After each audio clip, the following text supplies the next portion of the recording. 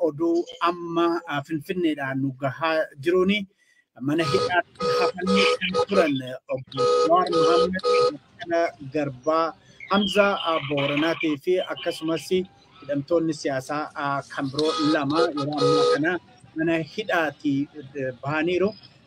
Amma karaa Finfinnee keessatti kan argamani yeroo ammaa kana mana hidhaatti bahuu isaaniiti. Jawaar Mohaammed, Baqqalaa Garbaa, Hamzaa Booranaa, Boonaa akkasumas namni biraa tokko maafee kan maqaa isaa yeroodhaaf irraanfate. Egaa mee kana ilaalchisee Tulii Baayisaa maal nuti? Amma erga lafti amma sa'aatiin akka biyya kanaatti sa'aatii 4:45 gara sa'aatii 5tti dhiyaachaa jira. Halkan kana obbo Jawaar Mohaammed, obbo Baqqalaa Garbaatii fi obbo obbo Hamzaa Booranaa duubatti hafanii turanii. Amma yeroo ammaa kana konkolaataa kana duratti mana murtii deddeebi'aa turan konkolaataa kan mootummaa kan sibiila uffatu sanaan mana hidhaatii bahanii gara mana isaanii deemaa kan jiran ta'uu mirkaneeffannee jira. Isaan bira Boonaatii Buteetii fi obbo Geetuun wajjin turanii isaanis wajjumaan jiru jechuudha. Yeroo ammaa kana durayyuu isaan bira turanii namoonni lamaan kuni isaan wajjin gara mana isaanii deemaa jiru jechuudha. Gaariidha. Egaa Boonaa Tibbileetii fi keessattuu Geetuun yeroo Jawaar irratti aggaamminni jecha aggaamame sana warra fuuldura dhaabbatee warra yeroo sanatti falmaa turedha. Meegaa kana booda maal eegna obbo Tuli? Akkuma tu ibsite obbo Geetuun itti gaafatamaa dhimma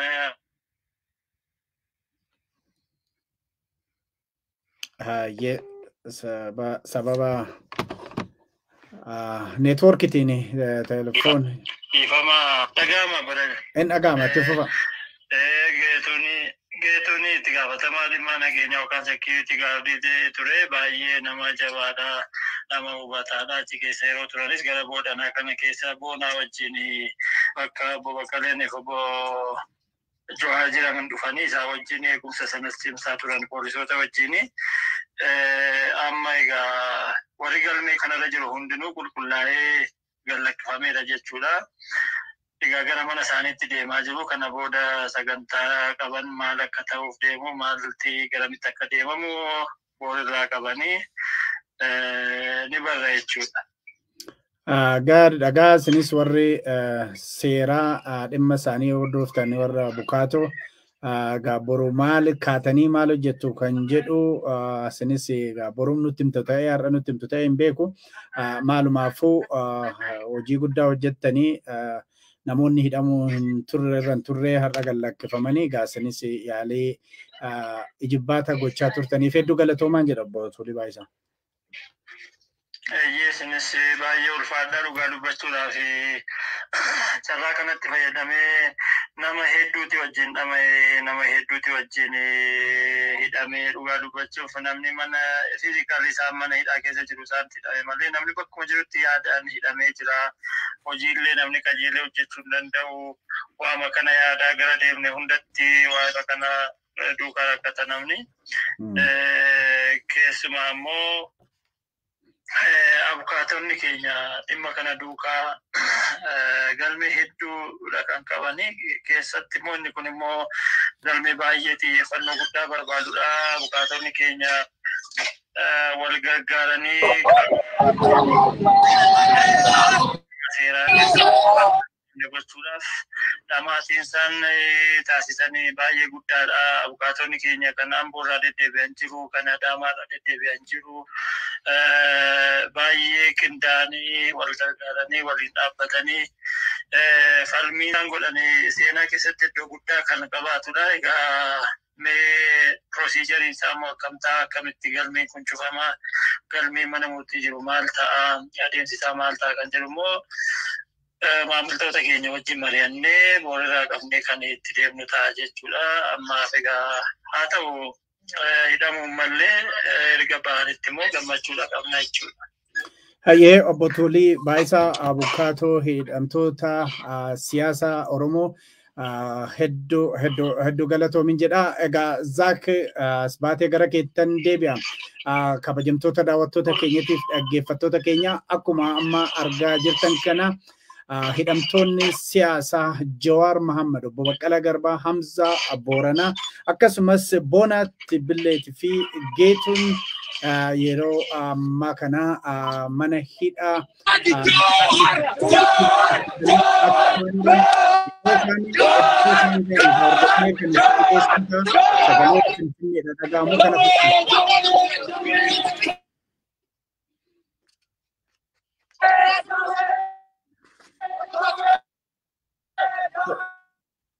Sagaleen addaan ciccitaa maybe video guutuu isaa waraabnee irratti deebii dandeenya. Bareeda amma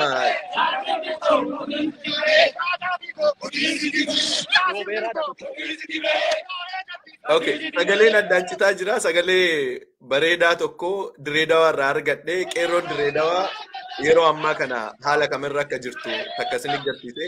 Mee gara Finfinneetti deebina. Kun kallattiidhaan kan Finfinnee irraa daawwachaa jirtanii qeerroon Direedawaa ammoo yeroo ammaa kana.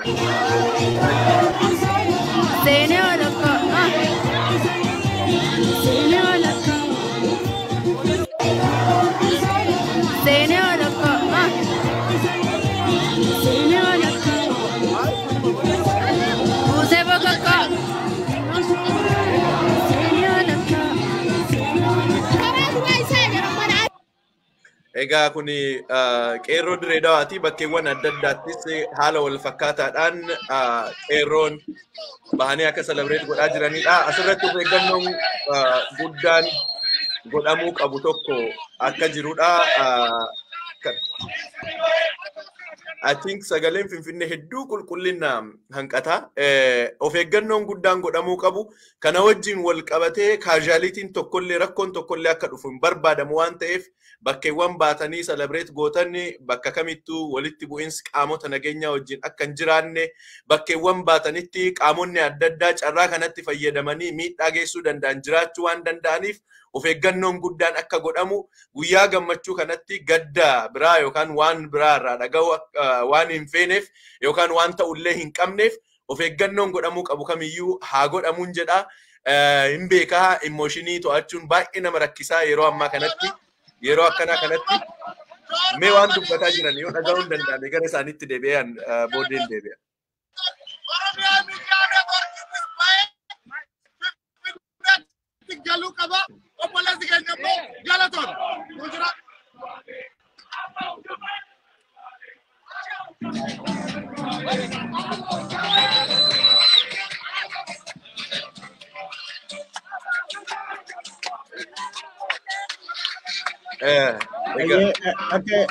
Yeroo tokko sagaleen yoo jiraachuu baate stuudiyoo keenya sagalee jalaan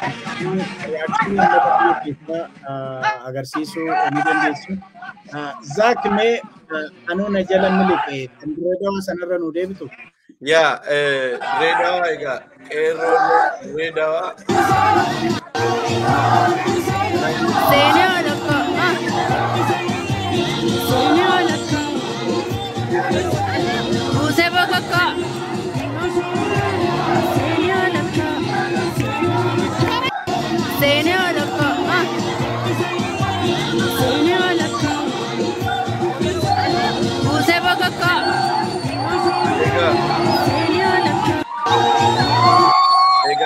Asirratti wanti dagatamuu hin qabne tokko ka Finfinnee kun hedduu ciccitaa jira. Wanti dagatamuu hin qabne ijoolleen kun bahanii waan kan injifannoo namni biraa fidee fuudhuun ta'in injifannoo ofii fidan celebrate godhaa jiru.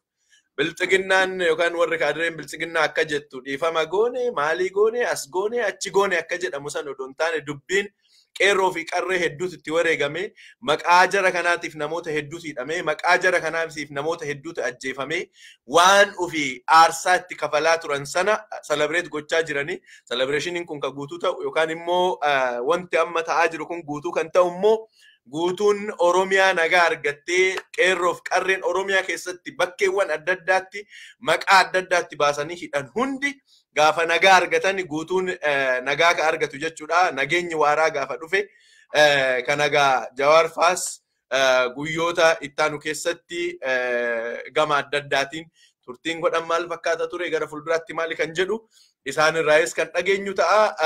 Ammaa fi bakkeewwan adda addaati ammallee viidiyoowwan adda addaa dhufaa jiran walitti qindeessinee isin dhiyeessuudhaaf yaalla. Kun Finfinneedha kan argaa jirtan kan duratti ture immoo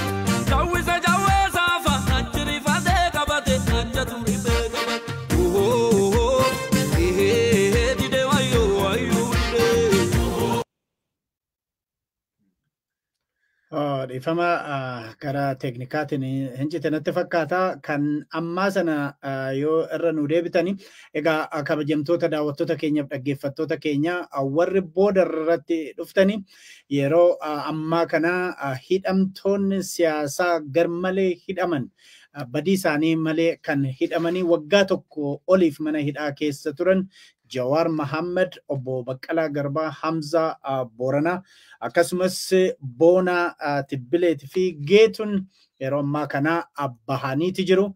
Mana hidhaa Qaallittiiti bahanii yeroo deemaa jiranidha. Warri naannoo Qaallittii turani kan ordofaa jirani.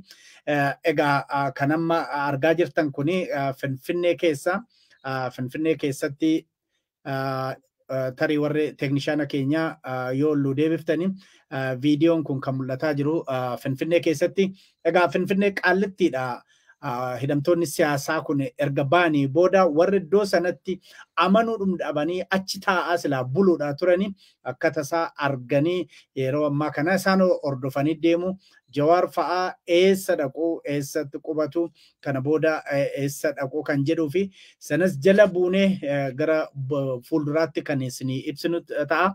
Amma garuu hidhamtoota siyaasaa kana keessaa namni 5 erga boodatti hafanii booda isaanis itti dabalamuudhaan bahaniiti jiru.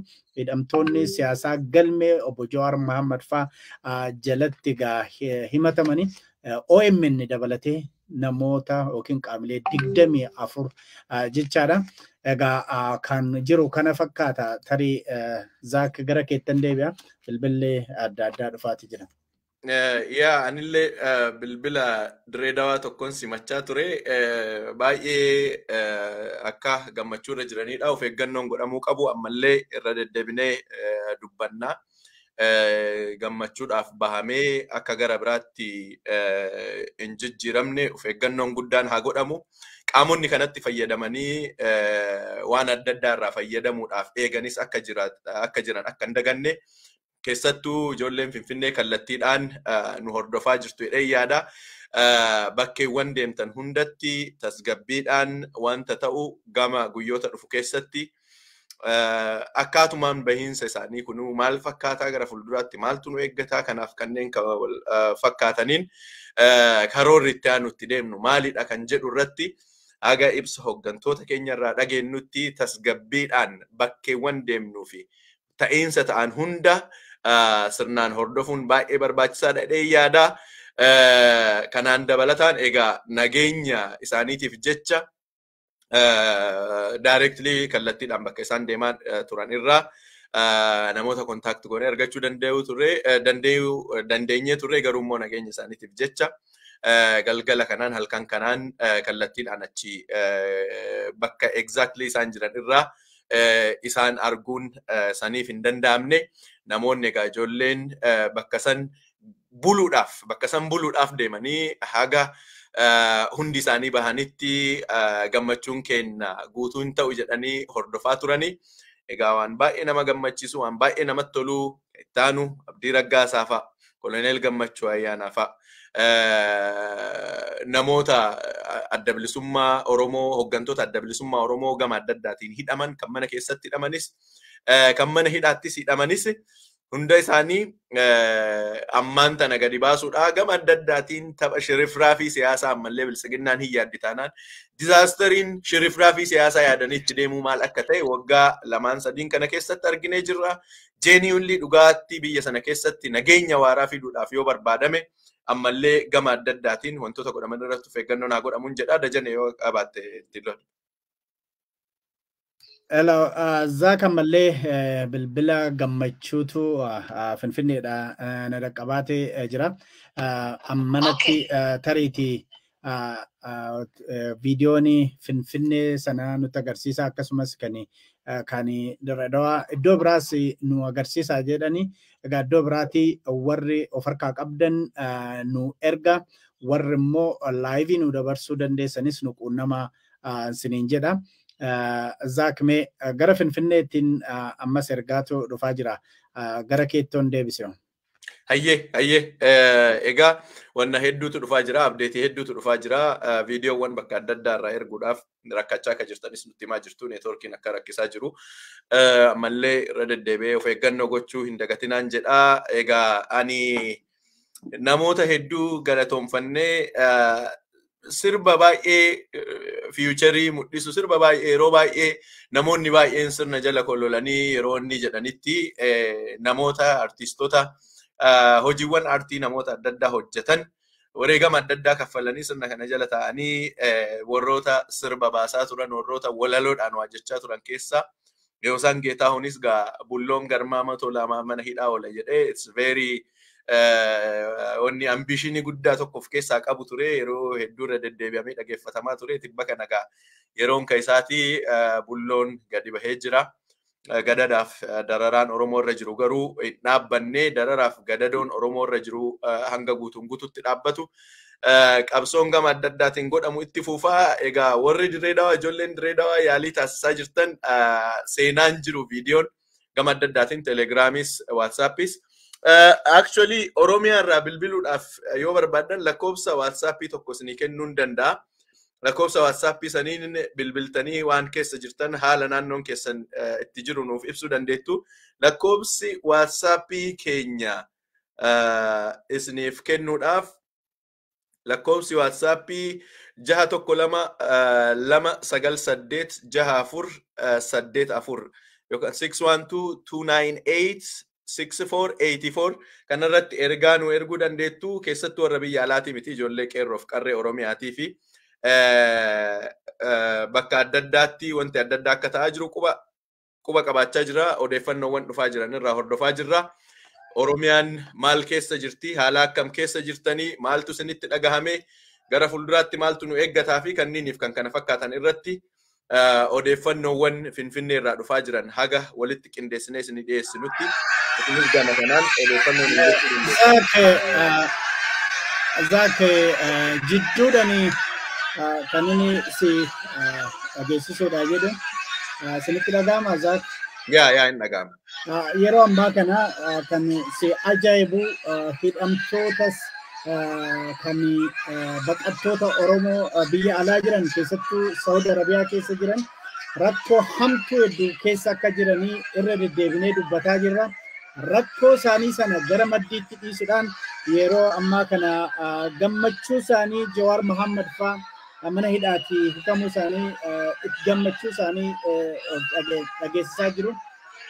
Yeroo baay'ee maal jechaa turanii otoo Jawaar Mohaammed hidhamuu baatee nutis hidhamnee nafnu gaafa Jawaar Mohaammed hiikame nutis carraan keenya nagaa ta'a jedhaniiti yeroo baay'ee abdii godhataa ture. Har'a laastikii uffatan sanallee galtanii gammachuu isaanii dhageessisaa jiru. Tarii yeroo gabaabaa keessatti teeknishaanonni keenya ol baasanii nu agarsiisuutti dandeessu. Dhugaadhumatti rakkoo keessa jiran sana waan uffatan dhabanii waan nyaatan dhabanii qilleensa qulqulluu dhabanii mana hidhaa Saudi Arabiyaa keessatti warra cinqamaa jiran ijoolleen xixiqqoon biratti kan duutu haati deessuun kan duutu maanguddoon beelanii kan rakkatan suni har'a feestaalii gurraacha sana ofirraa darbatanii dhugaadhumatti gammachuu isaanii ibsaa jiru. Ammam hidhamtoota siyaasaa kanaa fi gammadaa akka jiranidha.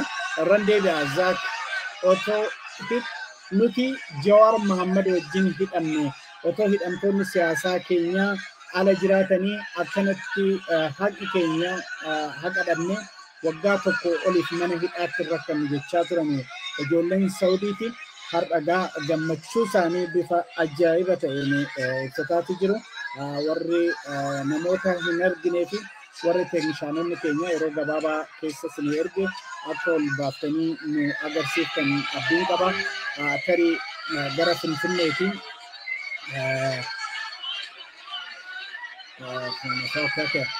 namoonni hedduu Finfinnee irraa laayivii isinii dabarsina garuu rakkinni jiru rakkina intarneetiiti neetwoorkiiti jedhaa jirtu warri dandeessanii akkuma dandeessanitti nu quunnama warra gaammaa kun warra Saudi Arabiyaati Zaakii amma kan argaa jirru har'a kan mana hidhaati waggaa lamaan booda bahanii hidhamtoota siyaasaa Oromoo kan hidhamuun isaaniif hin malleedha.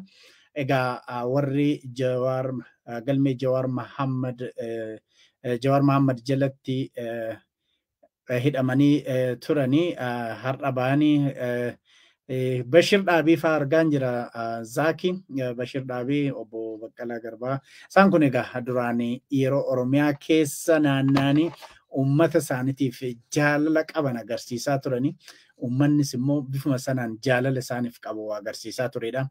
Har'a egaa beektaa jarri kun mana hidhaa keessa ta'anillee qabsoo isaanii hin dhaabne harka hin kennanne mana hidhaa keessa ta'anillee mirga isaanii duwwaaf otoo hin taane mirga uummata Oromootii fi qabsaa'aa turani.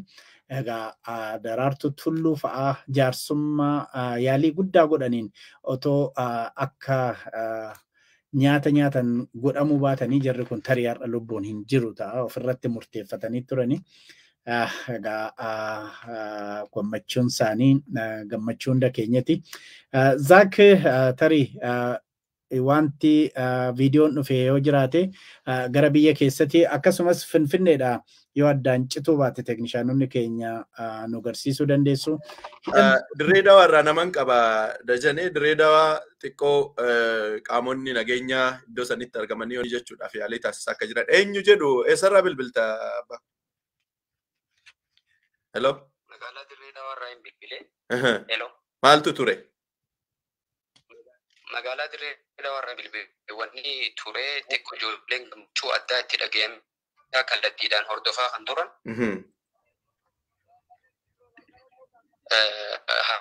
Deemaa jiruuti inni ittisa biyyaa waraana abbaa mattanaa jedhaniin dhufee ijoollee addaan gammachuu isaanii irraa facaasee cinaanis karaa manaa galtee akkasumas ijoolleen makiinaa yaabbatanii gaggaaffii gammachuu tanaan imala isaa yeroo ammaarraa taasisan baay'eetu jira. Hayyee odeeffannoo nu geessituuf hedduu galatoomi abbaako. Hayyee egaa kanuma kan jechaa turre of eeggannoon haa godhamu bakkee adda addaatti egaa kana eeganii itti qophaa'anii jiru waan ta'eef bakkee adda addaatti of eeggannoon guddaan haa godhamuun jedha. Kanuma kan itti aansineeti ammallee biyya adda addaa irraa bilbil dhufaa jira. Mee warri alaa warra biyyaatii boqonnaa kennaa please eenyu jedhu eessarraayi? Hayyee. Okay. Hayyee. Yeah. Sa'aatii kanarratti wanni barbaachisaa qarootummaa barbaachisaa. Yeah. So akkaataa itti dhiisanii fi waan jirullee waan hubachuun baay'ee nama rakkisuuf. Yeah. Haala situation ammoo biyyattiin keessa jirtu irraa kaanee I think cautious ta'uu barbaachisa waa hedduu irratti. Warri cautious ta'uu barbaachisa. Okay. Warri siyaasaallee akkasumas hundumtuu eeguu barbaachisaa. Hayyee. Osoo ta'ee Yeah. I think maquu barbaachisa jechuun I don't think amma biyya keessatti sochiin adda addaa akka barbaadetti deemuu dhabuun ni mala. Kanaaf I think karaa argameen bahanii akkuma yoo duraa Oromoo Pirootestii yeroo duraa sanirraa akkasitti waan tokko tokko fakkaatanii akkasii gaggeessuu barbaachisa malee. I think you've got to be smart. Hayyee hedduu galatoome yaada kan kee fudhannee jira uummataaf uummatni ga'ee jira. Okay. Egaa kallattiidhaan bilbila hedduutu dhufaara. Bilbila control gochuudha haalan dandeenye irra jira. Oromiyaa keessatti baay'ee qaroomuutu nurraa eegama. Waan kanaan wal qabatee casualty tokkollee gadda tokkollee waan biraa dhagahuu hin feenu. Please hamma danda'ameen bakkeewwan itti baatan hundatti baay'ee of eeggannoon barbaachisaa ta'e haa godhamuun jedha. Biyya adda addaa irraa, Awurooppaa irraa, Ameerikaa irraa, Saawud Arabiyaa irraa bilbila hedduutu dhufaa jira. Eenyu jedhu eessarraa bilbiltu? Hello? Hello? Warri biyya alaa hanga dandeettaniin warri mana hidhaa Saawud Arabiyaa irraas bilbilaa jiran jiru. Oromiyaan iddoon baay'een kana fakkaata akkuma argaa jirtanii. Of eeggannoon haa godhamu. Please of eeggannoon haa godhamu ka jedhu ergaa nama hedduuti. Hello, eenyu jedhu eessarraa?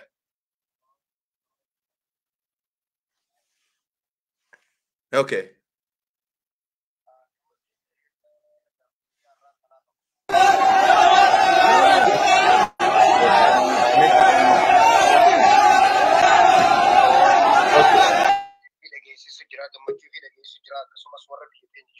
Kana keessa rakkoon tokko uumamee akka jarriinis waan kanarratti nutti itti fayyadamanii rakkoo takka ijoollee kanarraan akka hin geenye of eeggannaadhaan ijoolleen keenya akka jiranitti namni bakka jiru qoqqoo jira baadiyyaarraayis akka dhageenyutti bilbilli hedduu bakka hedduurraa walitti dhufu jiran kara magaalaati. Saniifuu immoo kana keessa jarri if dura qophaa'anii waan jiraniif jecha ijoolleen keenya bakka jiranirraa ammaan tana ifiifis tasgabbiidhaan miira keessa galanii akka rakkoo takka jira kanaa wajji walitti hin muufanne walitti hin dhaabbanne bakka rakkoon tokko geetti wal beeksisaa wal dura deemaa wal ibsaa waliif obsaa akkasitti akka deemuu qabnu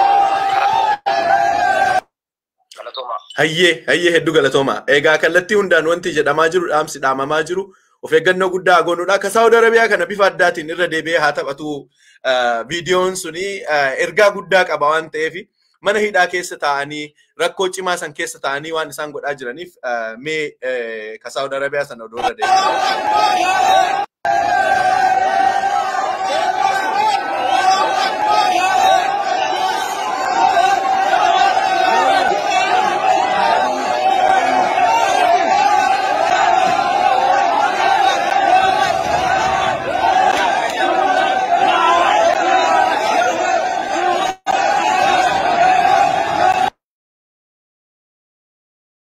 Ayyee Ginniir Baalee Ginniir irraa jette itti fufimee maaltu jira Baalee Ginniir?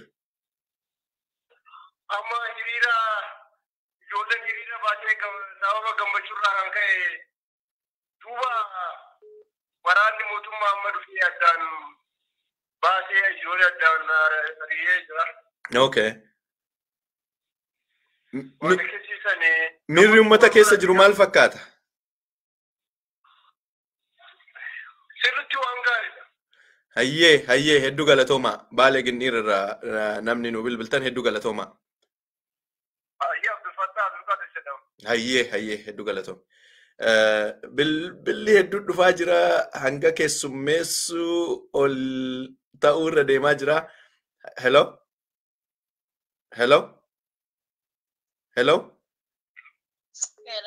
Eenyu jedhu eessarraayi? Ontu jedhama Kuwait. Okay, maaltu jira Kuwait?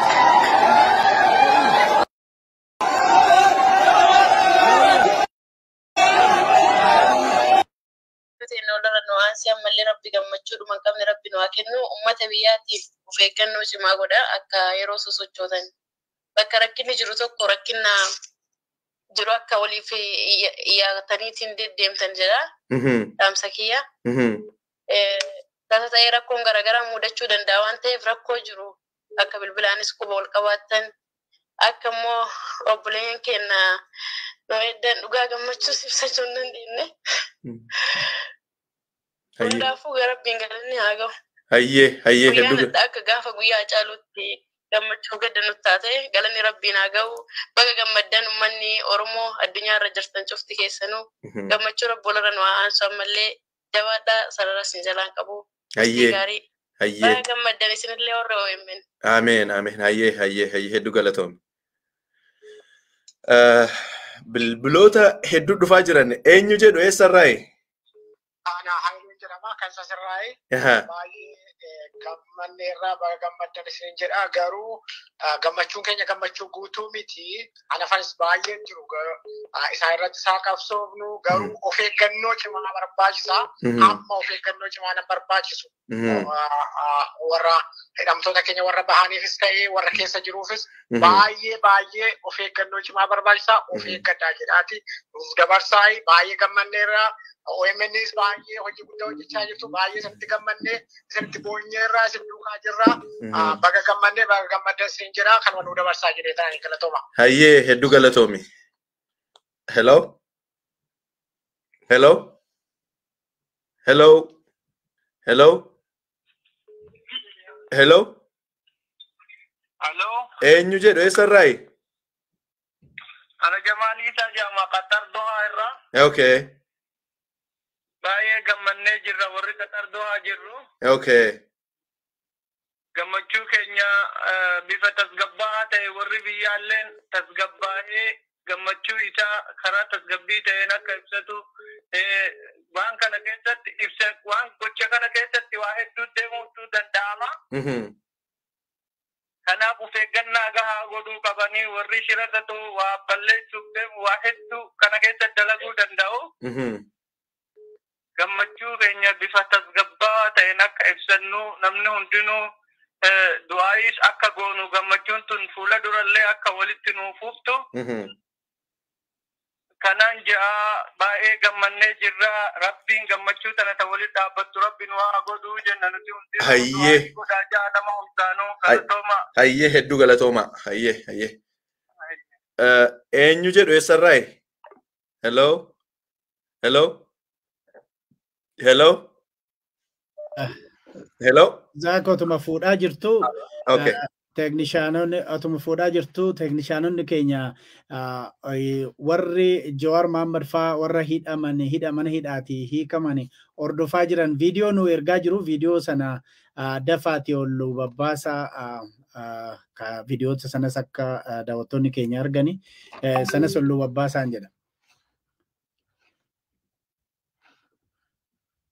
Mee jidduutti mee viidiyoo sana fidanii ergaa Naayiroobii kana xumurree deemna itti fufi. Gammachuu kana yoo qabaatanillee Finfinneetti deemanii bifa tasgabbiidhaan eeggachuu qabanii kan jedhu warri miidiyaarra jirtanillee warri miidiyaa adda addaarra jirtanillee dhaamsan qabu gurbaan kun yoo ba'e maatii ilaallachuu qaba deemee maatii ilaallachuu qaba malee akka duriitii miti biyyittiin lubbuu isaatiifillee lubbuu Oromootiifillee sammuu uummata keenyallee akka nu cinqine gurbaan kun yoo qaba'e ta'e deemee qat jedhee biyyatti daa'ima faamilii fi ilaallachuu qaba deemee. Hayyee ergaa keessan fuuneera. Ayyoonni keenya immoo eeggamuu qaban. Kunoo jawwee. Tasgabbiidhaan. Hayyee. Poolisiidhaan kan kana walitti dumbuune akkana dhaamsanaa dabarsi. Hayyee hedduu galatoom. Laayivii kallattiidhaan darbaa ture dhaamsi kee hedduu galatoom. Jawwee. Hayyee.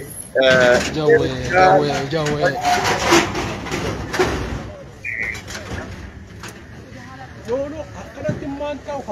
Karaa bana. Maanni mindaan qasaqas. Wada gibbi mindaa qabu. Bagoonni soo mindaa qaba. Kun jawweedha. Kunu.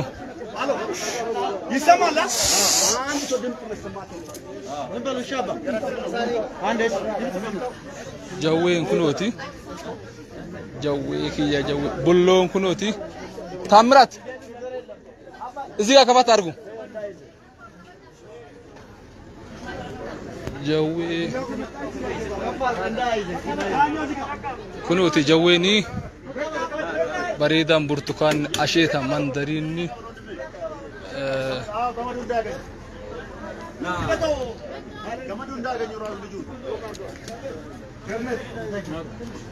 kunuuf jawween kunuuti as keessa jira karaa kana bana hin sosocho'in amartinu achuma dhaabbadhaa boggaale hidi suufan andi tinish yaazargu jawween kunuuti karaa kana bana kafaatti argus diga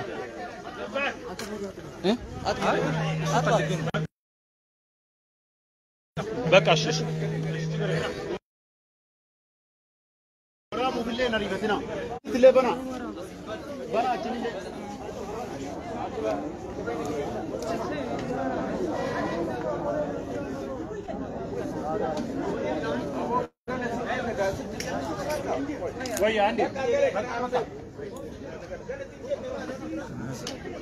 Bane.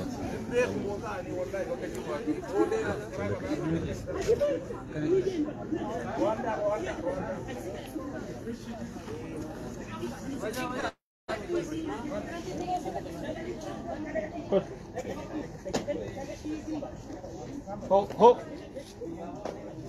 Pura jaman sen. Kalau jaman kejuran. Kamera kita cuma. Egaa kan amma argaa turtanii Finfinneetti yeroo na Jawaar fa'aa gara man iddoo amma qubatutti qajeeludha. Egaa kan Finfinnees ilaalaa Yuunivarsiitii Arsiirraa barattoonni Jawaar Mohaammed Bawusaa gammachuudhaani sagalee isaanii dhageessisaa jiru. Kanas gara teeknishaanota keenyatti ergeen jira.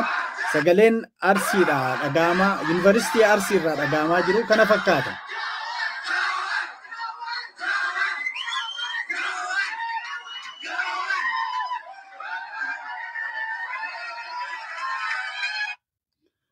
Kan amma dhaga'aa turre egaa Yuunivarsiitii Arsiirraa teeknishaanonni keenyatti dabarseen jira akka nu dhageessiftan abdiin qaba.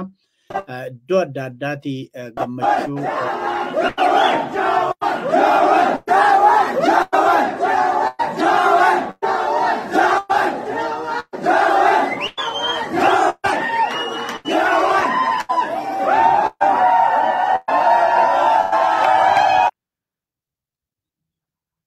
Meetti deebinaa Dajane warra qeerroon Jarman tokko nu hin dagattanii waa jechuu barbaanne jedhanii warri Jarmane maal jettanii itti fuufi?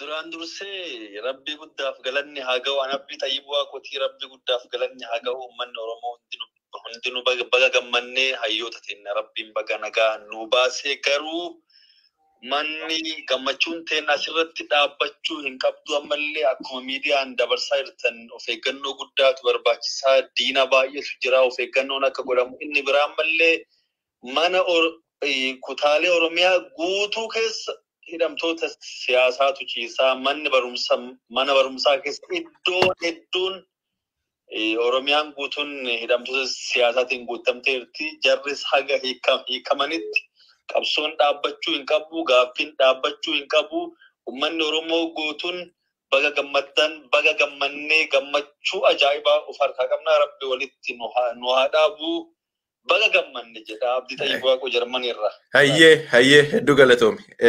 Hayyee ulfaadha hayyee.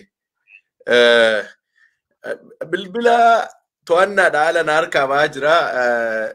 Dajane bilbila. Warra ana biras bilbilli dhufaa jira Zaaki keessattuu warri biyya alaa jirru carraa bilbilaa hin arganna. Kan yeroo baay'ee carraa bilbilaa hin arganne ukkaamamee jiru uummata biyya keessa jiru. Kanaafi warri biyya alaa jirtan please warra biyya keessa jiruuf dursaa carraa kennaafi. Egaa yeroo ammaa kana kan ilaalaa jirru Finfinnee keessatti yoona kana daqiiqaa muraasa dura yeroo kana Jawaar fa'aa iddoo tokko gahan jedheen amana. Akkuma argitan Yuunivarsiitii Arsii gammachuu isaanii agarsiisaa turanii warri Dirree Dhawaa akkasuma kan immoo kan caalu immoo warri mana hidhaa Saudi Arabiyaa keessa jiran rakkina isaanii sana gara maddiitti dhiisuudhaan gammachuu isaanii ibsaa jiru. Egaa akkuma namoonni hedduurra deddeebi'anii ibsaa jiran gammachuu keessan yeroo ibsitanii waan hundumtuu of eeggannoodhaan haa ta'u yeroo gammachuu tokko gammachuu keenya ibsinu gama biraatiin immoo gaddi biraa akka nutti hin dhufne of eeggachuun hedduu barbaachisaadha. Warri namoonni hedduullee kan bilbilaa jiran gara keessatiinis kan nutti himaa jiranii namni keenya yeroo gammachuusaa ibsatu akka gaariitti of eeggachuutu irra jiraata kan jedhudha. Egaa Zaak tarii bilbileetti. Mee warra diree dawaa tokko haasensifnu warra guyyaadhaan waan jiru gaafachaa warra akka malee dhimma kana erga jalqabee kaasee wanni jedhaa turanii eenyunni mee maqaa keessan himaati itti fufa. Ayyee ani Dammaqsaa Sabaati yookiin Bitti Abdurrahmaani. Haala itti turre galgalarraa haala itti turre atillee quba qabdaa akkuma waliin haasayaa turre. Haa ta'u gammachuu jechuun gammachuun namni yoo gartee dhugaan isaa argamtee dhugaan isaa mul'atte gammadaa. Haa ta'u amma gammachuu osoo hin taane qalbiin gartee lubbuu hayyoota keenyaa mana sanirraa dukkana sanirraa bahuun qalbiin gadi nu deebiti. Gammachuu jechuun immoo yoo sirna dhugaadhaa gadi dhaabate kaa gammannu nuti gammachuu ka ibsinu. Haa ta'u amma bohaartiidha jenna zaak. Hayyee. Bohaarree akka iddoon anirraa isinii viidiyoo kanallee isinii ergee iddoo Oromoon ittiin heddummaannee ganda keenya naannoo ganda Sumaalee keessa heddummaa isaan qaban jirra. Kanaaf baay'ina dhabne akka maatiitti bohaartii ibsine. Hayyee. Hedduu galatooma. Kanaafuyyuu uummanni keenya mootu miira wantaa gammachuu keessa ga'aniitiin osoo sadarkaa silaa barbaachisu hin geenye akka miidhaan adda addaa akka irra hin geenye bakka jirurraa of eeggannoon akka godhamu haalli haga mijaa'utti jal'ifneetumaan akka baranne yoo horiinu taate diina hedduu qabna. Hayyee. Kanaaf kana dhaamsi iddoo adda addaa karaa adda addaatiin akka dabru qofa hidhamtoonni hedduudha. Hidhamtoonni tokko lama miti akka asillee ka qabnu hidhamtoonni kennallee ka asillee akka bayan akkasumatti immoo gaafin kenna akkuma jirutti tahee. Sagalee keessan isinillee gartee OMN sagalee kenna. Hayyee. Wanni isaan irratti kaayan gurri irra kaayamee eegarraa ka'e sagalee ta'uu ittiin jabaadhaa yeroodhaan nu hordofaa yeroodhaan dhaamsa walii dabarsinaa kanumaan jedha. Hedduu galatooma hayyee. Hin danda'amne Kaalgariin keefaa Dajane bilbila hedduutu dhufaa jira. Maaf nurraan kaaftanillee jedhanii warri teekst godhaaran jiranii bilbila yeroo tokkotti hedduutu dhufaa waan ta'eef hunda simachuu hin dandeenyu. Hanguma danda'ameen keessattuu konsarniin biyya alaallee keessaallee ka'aa jiru bakkeewwan argamtanii hundatti of eeggannoon cimaan akka godhamuudha. Namoonni baay'een dubbataa akka jiranii kunis qabsoo isa dhumaa kan taanedha. Namoonni hidhamanii jiran hedduu akka jiranidha dubbatamaa kan jiru. Mee Dajane itti fufi bilbiloota muraasa wayis maddeen deebi'a. Hayyeegaa amma gammachuu bifa adda addaatiin uummanni keenya ibsataati jira. Namni hundumtuu kan jedhaa jiru gammachuun keenya guutuu kan ta'u hidhamtoonni siyaasaa Oromoo hundi isaanii gaafa hiikamanidha.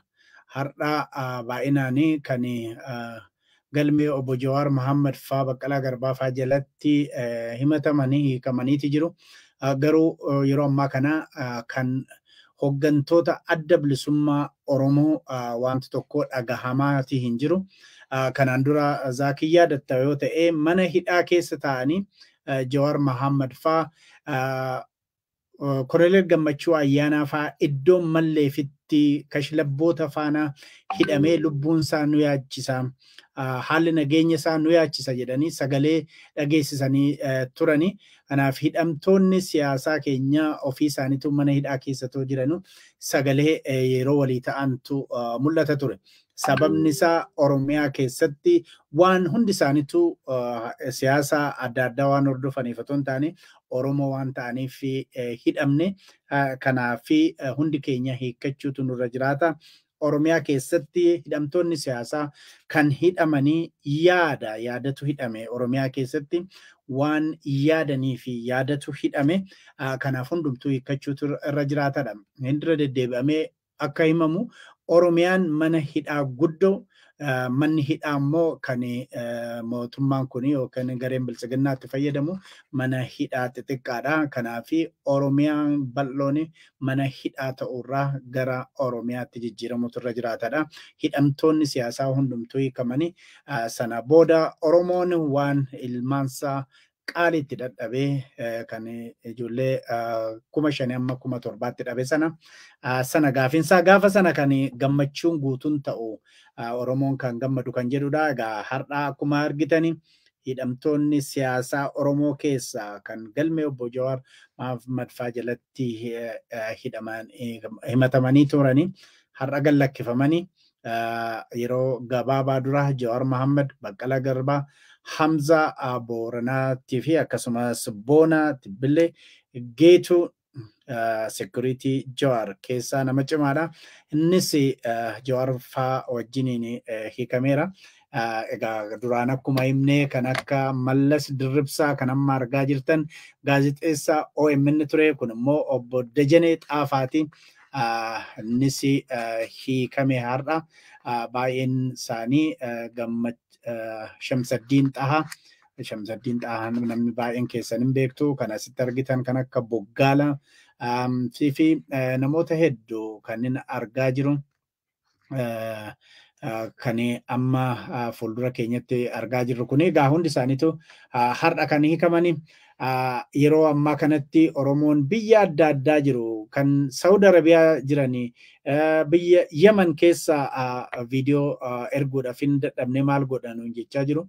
Saudi Arabiyaa duraan ilaa bifa kanaan laastikii uffatanii ciisaa jiru. Abbaa dhabanii abbaa dhabneeti rakkataa turre. Abbootiin keenya warri nu dubbatan warri nu iyyanii nurraa hidhama jedhanii turanii har'a gammachuu isaanii ibsaa jiru. Mee viidiyoo isaanii arginu.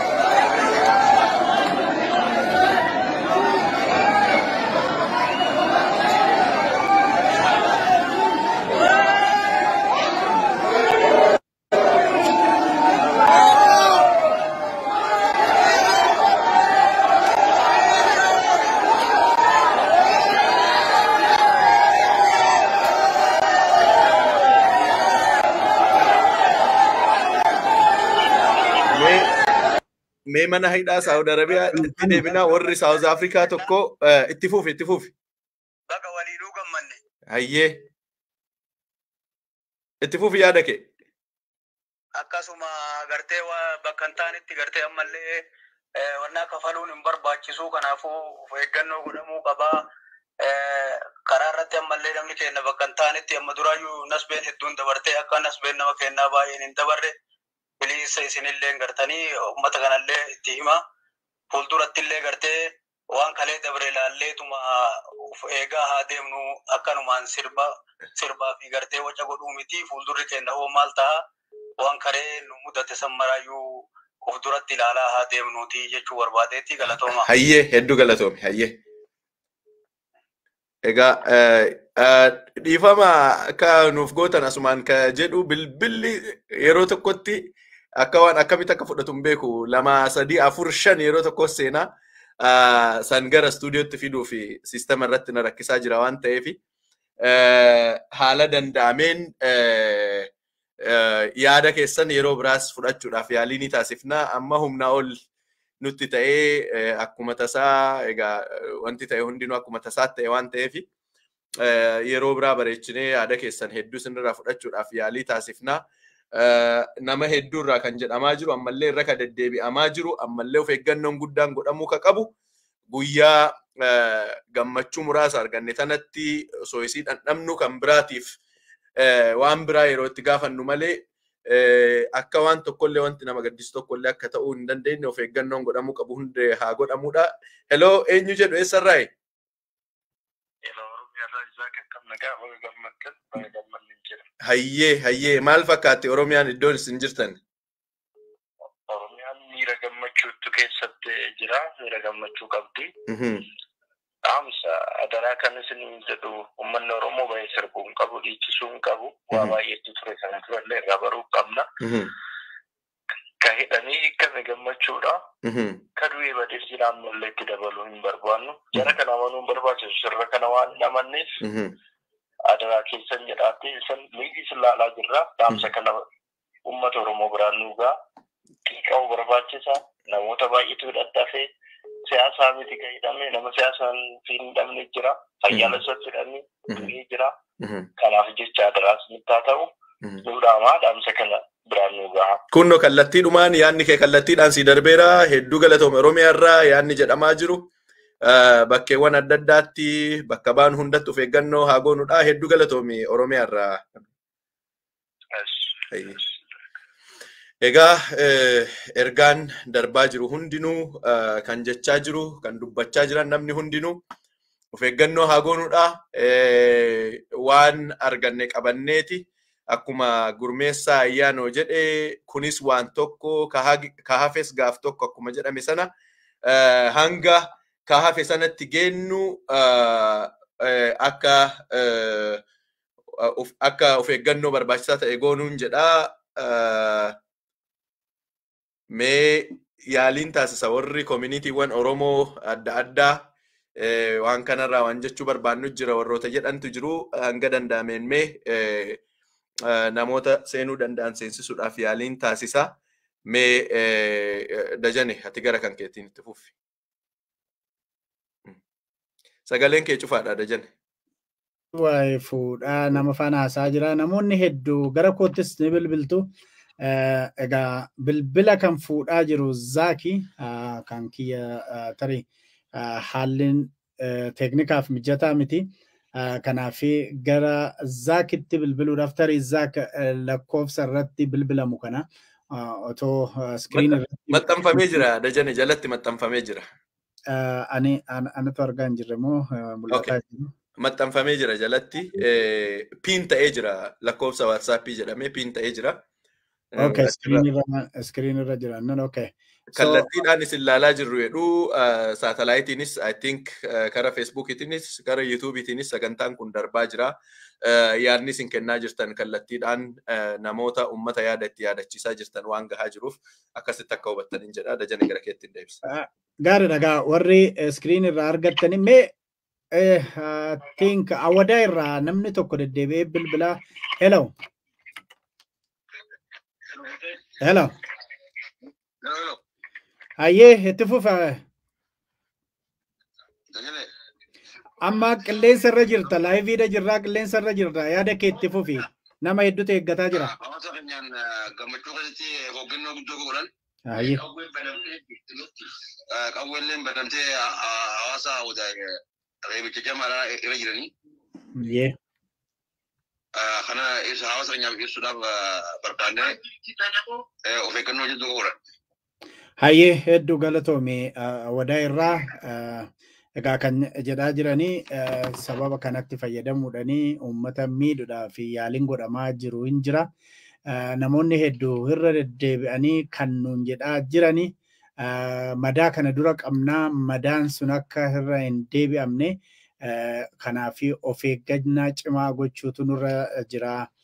Kanaaf kana nu dhaamaa jedhu uummanni keenya dargaggoonni keenya iddoo adda addaatti gammachuu keessan ibsaa jirtanii gammachuu keessan ibsachaa garuu of eeggannaa guddaa akka gootanii yeroo gama tokkoon of eeggannu gammannu gama tokkoon immoo gadduun nurra hin jiraatudha. Kanaaf keessattuu warra awwadaa jirtan of eeggadha.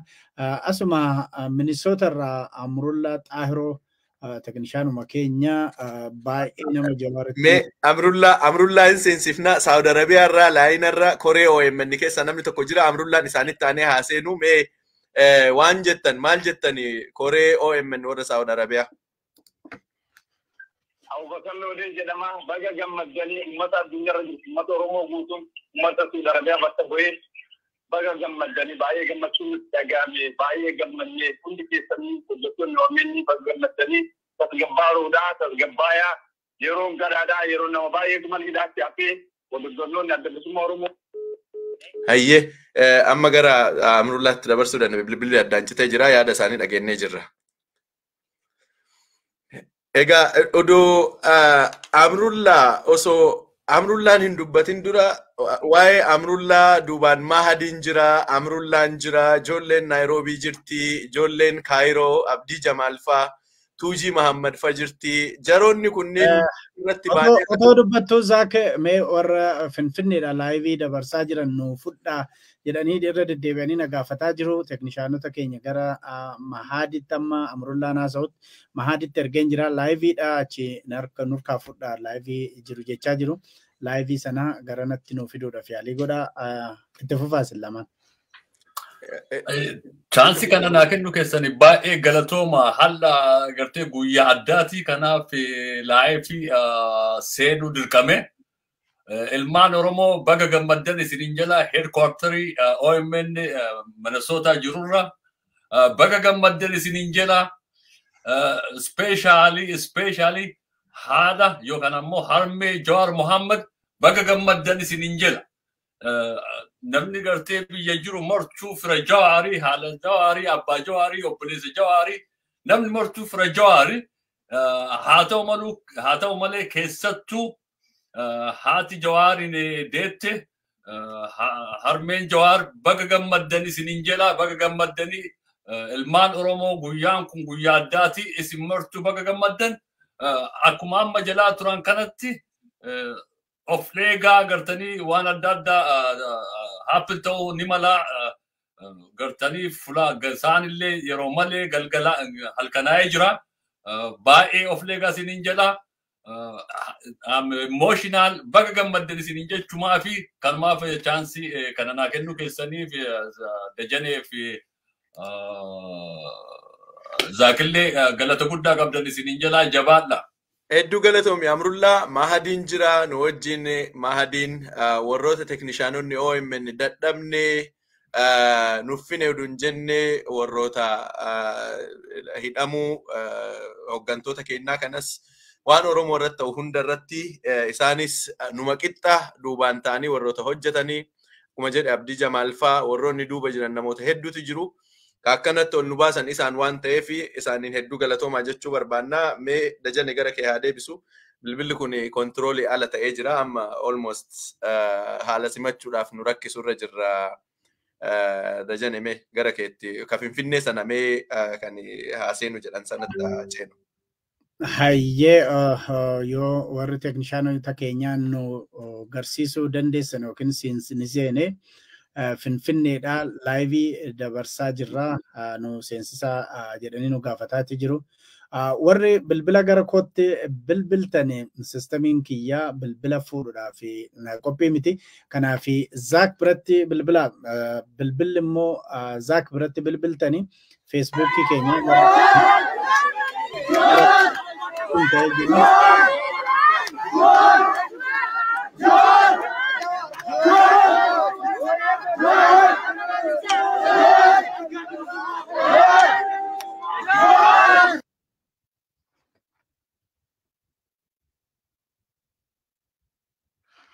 kan amma argaa jirtan egaa laayiviidha Finfinneedha sababa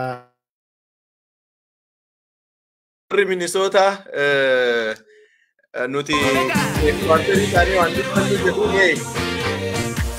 mee sirbichi yeroo tokko naadhaa biti Amrulla warra Minnesota irraa yaada kan kee daddafi sakandii 30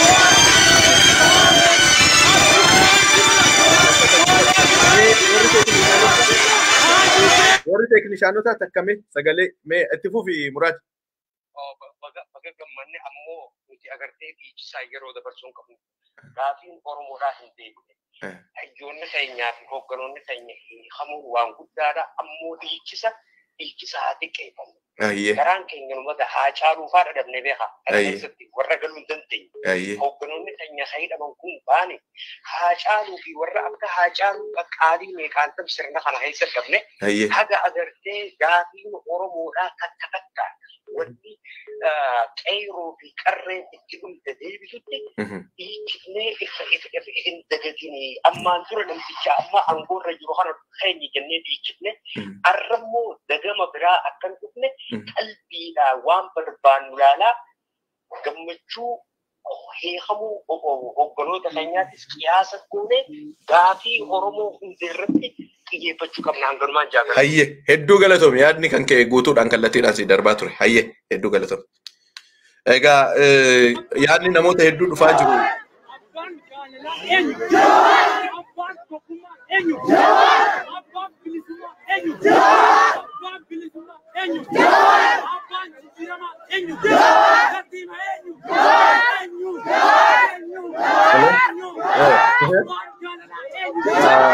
Asitti kontrooliin harka ol ta'ee waan goone sagantaa kalleessinee koree gooneeti hooggantoota. Zaaka sagalee kee jira kan keenya warra teeknishaanaa nu cuftanii kan warra biyyaa dhageessisuu dandeessu wal makaa waan ta'eef ni. Hello. Dhagaa jira Dajan. Hayyee. Hello. Leelaadhaan.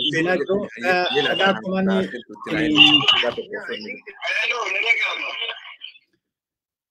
Yaayyaa Bashir seenuudhaaf yaalii godhaa jira. Dhagaa akkuma dhagahaa jirtanii namni baay'een kan jedhaa jiru. Yeroo gammachuun yoo qabaannillee gama kaanii hidhamtoonni siyaasaa hedduu Oromiyaan akkuma jenne mana hidhaa waan taateef kan hin hiikanne kuma hedduun kan lakkaa'aman jiru. Hooggantoonni adda bilisummaa Oromoo har'allee namni tokko keessaa hiikaman kan jedhamu tokko hin dhaga'amne. Egaa yeroo gammachuu keenyan of eeggachuutu nurra jira. Kaleessa Hacaaluu dhabne kanaa fi madaa hedduu qabna.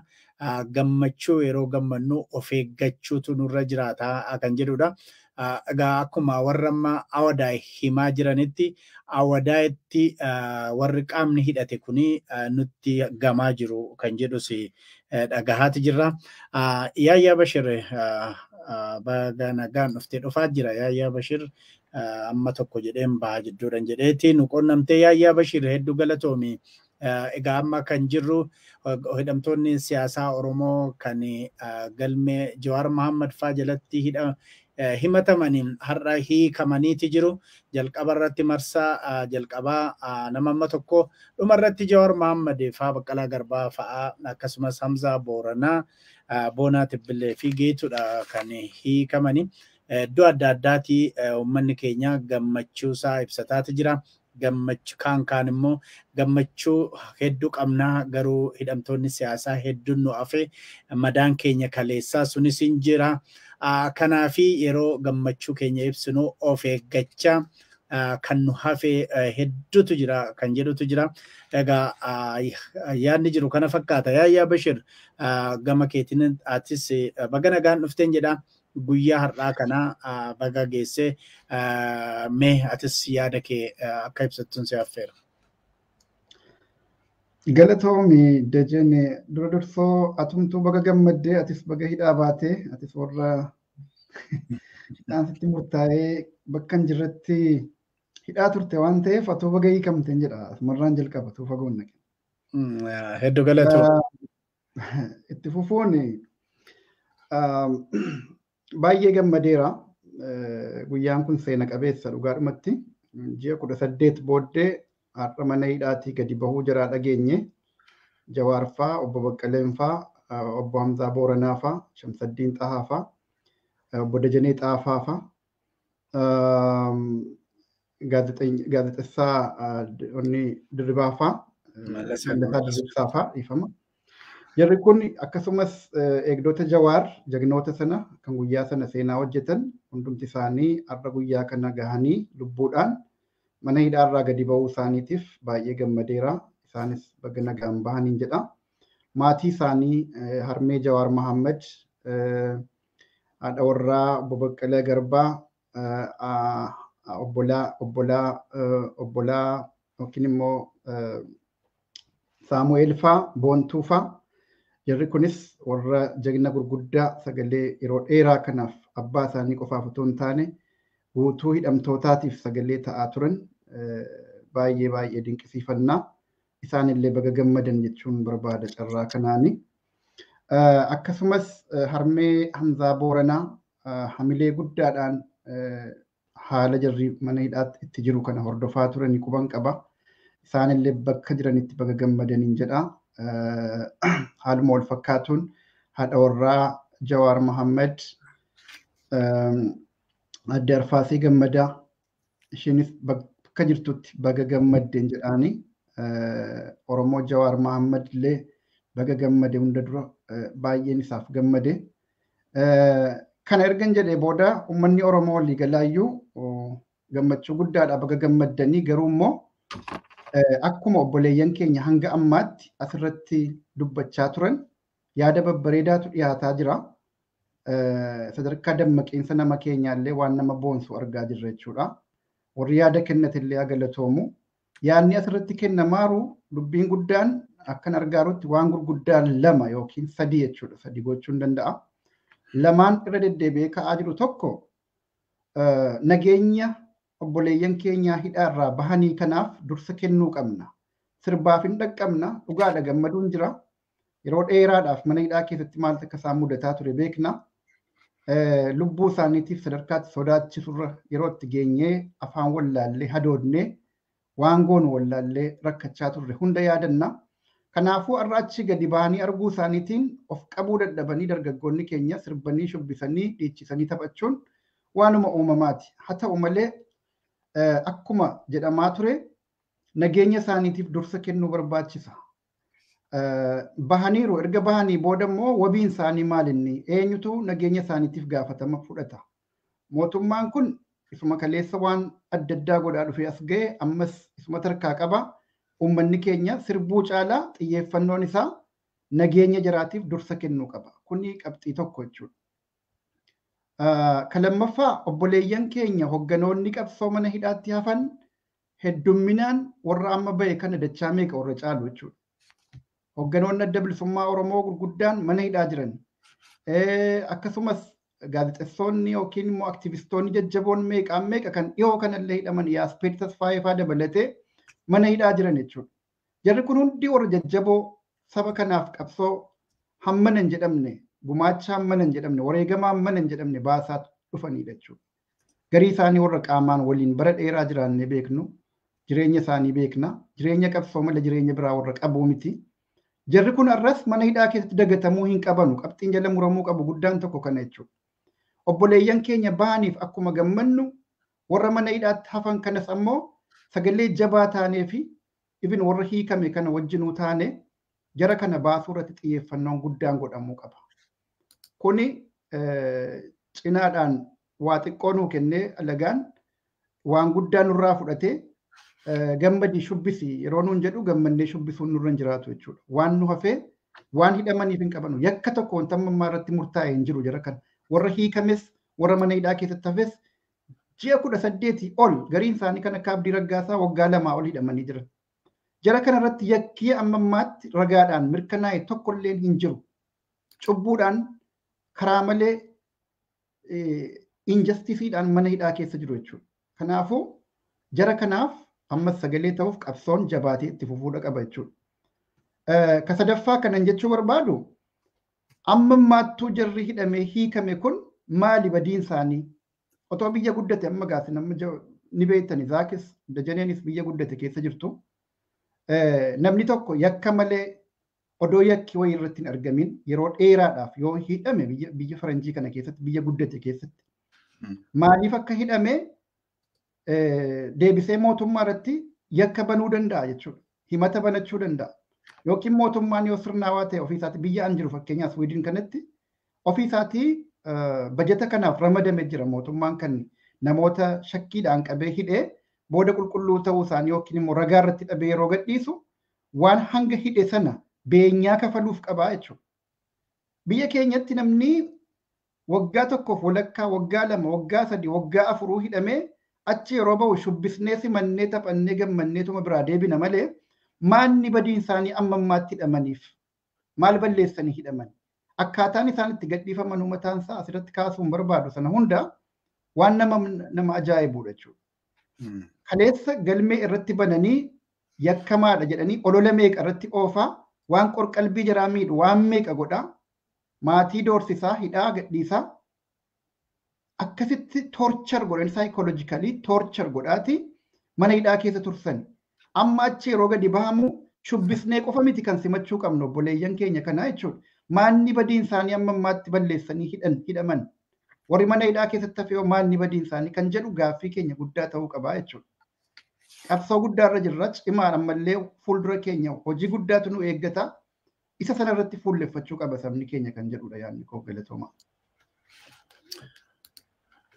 Dajane odoo gara keetti hin deebisin dura adde Leelaa Abbawaarii pirezidantiin koomunitii Oromoo Minisoota nafaana jiru mee waan muraasa yaada muraasa waa jedhanii gara fuulduraatti formalii waan jedhan bal'inaan itti deebi'u garuu ammatti yaaduma ibsachuudhaaf ka jalqabaa na wajjin jiru waan ta'eef gara isaaniitti ceena. Adde Leelaa mee bahuu hooggantoota siyaasaa dhageessame. Oduu kana akkuma nama hundumaa akka jarri ba'anillee dhageenyeerra. Ba'uun isaanii gaariidha.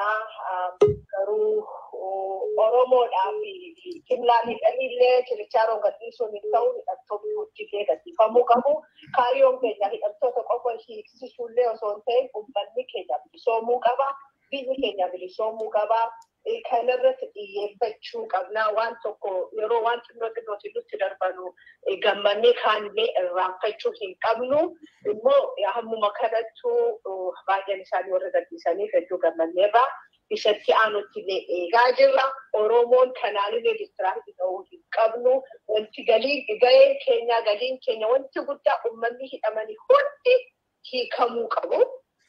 Biyyi keenya bilisoomuu qaba namni keenya nagaa qabaachuu qabna kanammoo dirqiin hiikani malee jaallatanii miti kun kanaafiyyuu warra hidhame qofaallee miti warri ajjeefamanillee seeraan warra ajjeesanii dhiyeessuu danda'uu qabu. Kana hundarratti hundoofne Oromoon maaltu itti aanaa isa jedhu irratti xiyyeeffachuu illee qabna jedhee naaqana. Hayyee Adde Leelaa gaafii qabda Dajane. Nakkeetifa Fiizaak.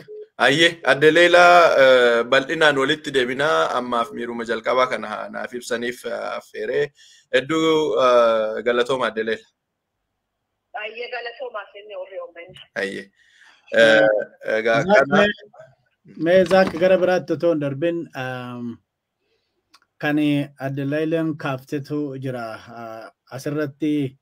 Yaayyaa Bashir akka yaada kennuun barbaadeni egaa kana dura wanti jedhamu jira waan amma barmeelii tokko namarraa fudhataniiti cilfaadhaan namaa kennanii akka namni gammadu nama gochuun yookiin immoo yeroo waan xinnoo sana arganne gammaduun karaa guddaa sitti cufanii karaa xinnoo wayii tokko bananii sana waan sii banan fakkaachuun akkuma siin jedhe barmeelii guddaa tokkotti waa si dhorkatanii kan kee sana booda cilfaadhaan sii kennanii akka waan sii kennan fakkeessutu mul'ata. Kana kan Adde Leelaan illee jette mee kanarratti otoo xinnoo gannu jabeessite Yaayyaa Bashir. Yaa Leelaan dhugaasiiti kanuma kan jechaa jirruufi hidhamtoonni siyaasaa Oromoo amma lakkoofsaan meeqa ta'u yoo jedhame ani lakkoofsa isaa qabatamaa harkaa hin qabu ta'ullee mana kumoota kudhanootaati 50,000 gadii miti jedhu irra hedduun jechuudha. Kanneen dhimma kana irratti xiyyeeffannoo godhaa jiran akkasitti ibsu jechuudha. Jarri kun hundumtu hidhamtoota siyaasaati. Ilaalcha isaaniitiif hidhaman. Ilaalcha Oromummaa qabaniif hidhaman akkuma Jawaar fa'aa Baqqalee fa'aa akkuma hoogganoota adda bilisummaa Oromoo fa'aa jechuudha. Baay'een isaanii maqaadhaan waan hin beekamneef warra maqaan beekaman kana kaafnee dubbataa jirra. Yeroo isaan hiikaman gammanna. Yeroo mana hidhaa keessatti hafan hiikamuu qaban jenna. Warra maqaan beeknutu qalbii keessa nu dhufa jechuudha. Warra nuti maqaadhaan hin beeknetu baay'eedha. Garuu saba kanaaf immoo galata guddaa kan oolan kan nuti garuu maqaadhaan isaan hin beekne warri isaan beeku lakkoofsa xiqqoo ta'uu danda'u jechuudha. Jara sanadha kan yaadachuu qabnu. Amma warra kana hiikanii warra kaan mana hidhaa keessatti akka irraanfannuudha kan barbaadamaa. Ilaala hubadhaa. Marii biyyoolessaa waan jedhamu kana as deemaa jira. Waan kanaaf waan qopheeffatan qabu. Waanuma dhugaa dhugumatti biyya kanatti nagaa fidu yoo barbaadan ta'eef hidhamtoota siyaasaa keenya hundumaa nuuf gadhiisuu qaban jechuudha. Gadhiisuu qofa otoo hin taane waan ammaa hidhaniifuu itti himuu qaban. Badiin isaanii maal akka ta'e waa tokko badiin qaban beekamaa. Dhiifama gaafachuutu irraa eegama mootummaan kun warruma hidhee hiikaa jiru kana warra hiikes warra hin hiikinis jechuudha.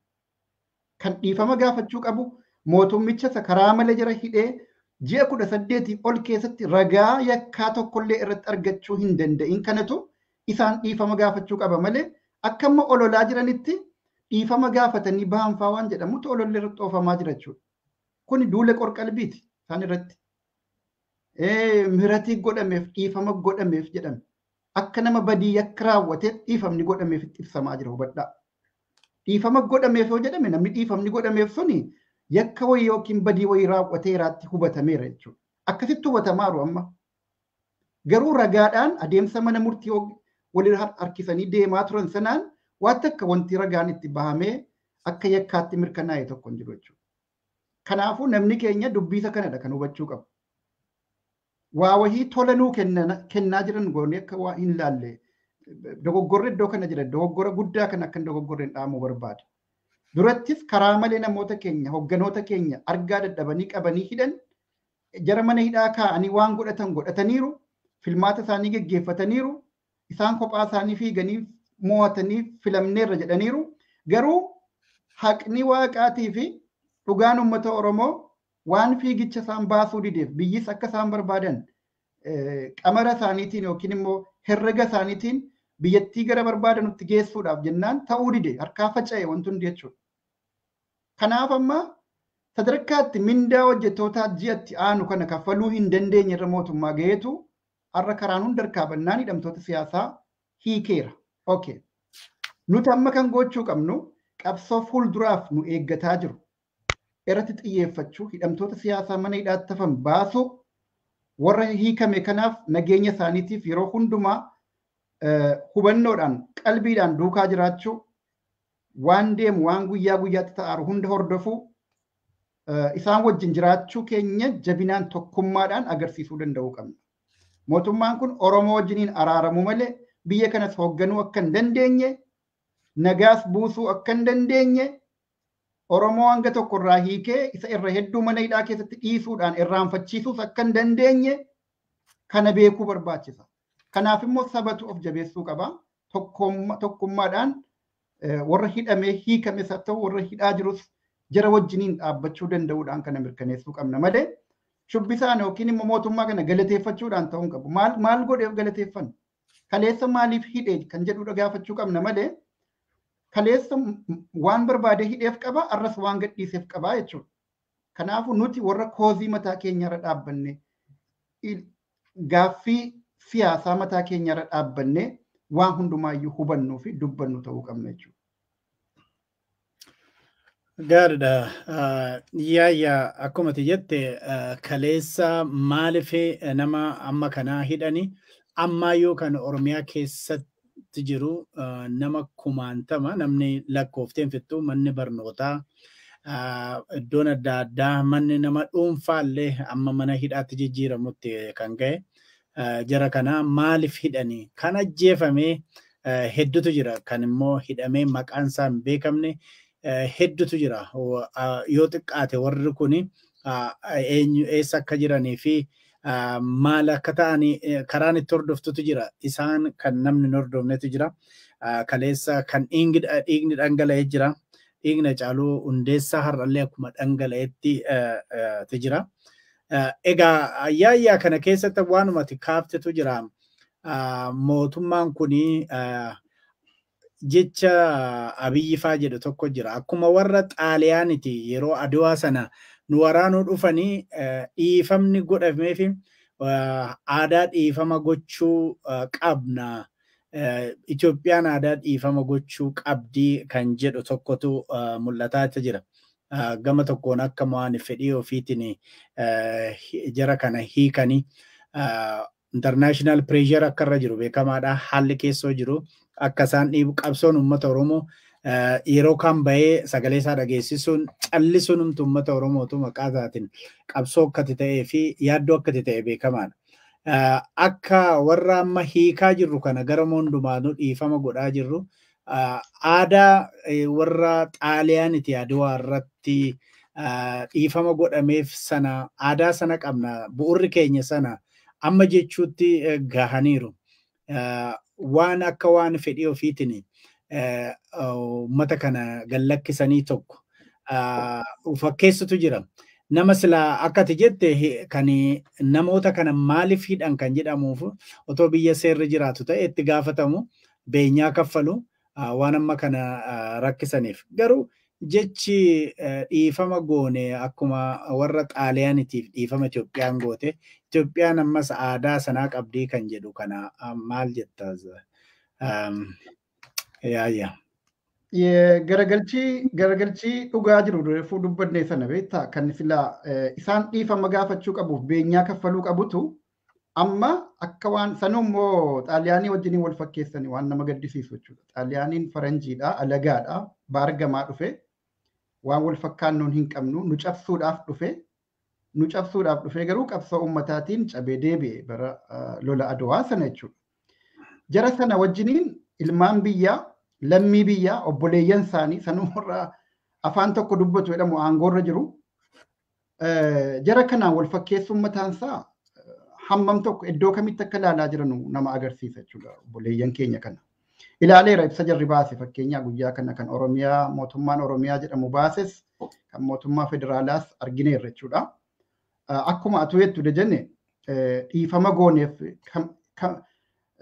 namoota arguun barbaanne wajjin illee hojjechuuf biyya kana rakkoo guddaa itti as deemaa jira waan ta'eef humna diinaa jabaatu nu rakkisaa jira waan ta'eef as nutti dhufaara waan ta'eef warra wajjin hojjechuun barbaanne warra arguun barbaanne wajjinu dirqamatti wal ta'uuf murteessine araaramuuf murteessine Itoophiyaa ceesisuuf jecha waan jedhutu keessa jira jechuudha. Amma tokkoffaa humni alaa jedhamu suni eenyu? Humna alaa jedhamu kan biraa diinni Itoophiyaa huma tokko hin jiru bar. Kaleessa ji'a meeqa guutuu walitti aansanii baandaa shanee jedhaniiti maqaa jibbaa itti maxxansanii arrabsaa turani, abaaraa turani, duula irratti godhaa turani warra obboleeyyan mana hidhaa jiran kanas warra bosona jirus jechuudha. Ilmaan Oromoodha. Ergamtuu jedhaniiti ergamtummaa baandaa kan jedhu itti maxxansaniiti ergamtuu diinaa jedhaa turan. Eenyuuf ergamaa turan? Okay. TPLF wajjinis araaramuuf jecha miti kan Sibahat Naggaa faahii kan. Okay. TPLFis ilmaan biyyaati wajjin araaramuu qabna jedhanii murteessanii yoo ta'e alagaan isa kamire diinni alaa dhufaaru isa kami kan biraan jiru jechuudha.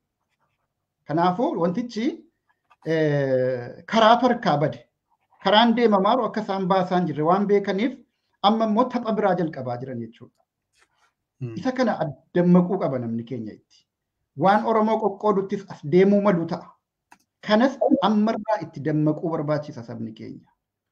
Wanni Oromoo qoqqoodu yookiin ilaalcha siyaasaatiin qabsaa'ota Oromoo keessaa amma tokko ofitti qabuu isa kaan achi qabuu yoo dhufe Oromoof hin ta'u. Wanni kutaan amantiidhaan saba kana amma ammaatti qoqqooduudhaaf yaalaa deeman hundi harkatti akka inni fashale beekamaadha kun. Garuu garaa muratanii biraa deebi'aa hin jiran ammas kaartaa akkasii taphachuu malu waan ta'eef ammarraa qabanii itti dammaquu barbaachisa jechuudha. Humni alaa jedhamu tokkoyyuu hin jiru. Marii biyyoolessaa jedhamu kanas akka ofii barbaadutti oofuudhaaf gidduu seeninsa humnoota alaa fakkeenyaa UN'n faa, Ameerikaan faa biyya kana keessatti nageenyi dhugaa bu'uu qaba. Araarri dhugaa ta'uu qaba jedhanii jeenuin wanti ta'e tokko wanni dhugaa ta'e tokko lafarratti akka geggeeffamu barbaadu. Itoophiyaan akka jiraattu barbaadu waan ta'eef jiraachuu isheetiif immoo nagaan dhugaadhaa bu'uu qaba jedhanii amanu faranjoonni. Isa kana dhiibbaa alaa ofirraa dhiibuuf jecha xibbaa xibbii as keessatti tolfannee waan ofiitti hooggannu harka dhibbatti ajajnuun aangoo keenya dheereffannaa jechuudhaan deemaa jiru yoo ta'e kun akka inni hin hojjenne sabni keenya itti himuu danda'uu qaba jechuudha.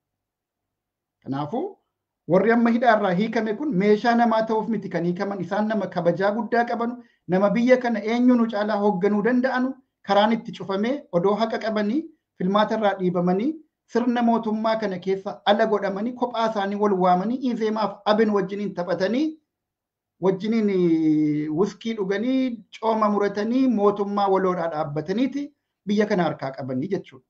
Jawaar Faarra yeroo gadi bahanu mootummaa kana keessaa nama bakka buufatan hin qabanu. Akka Oromootti Oromoon mootummaa kana keessaa nama qaamaan dhugaadhaan filannoo dhugaatiin itti amanee filatee bakka buufate tokkollee hin qabu. So Oromoonii fi hoogganoonni siyaasaa isaa sirna poolitikaa Itiyoophiyaatii ala jiran jechuudha yeroo ammaa kana. Akka lammii alaa dhufee wayii tokkotti ilaalamaa jiru jechuudha. Kanaaf ibsi jarri irra baase yoo mataan isaa agarsiiftuu guddaadha.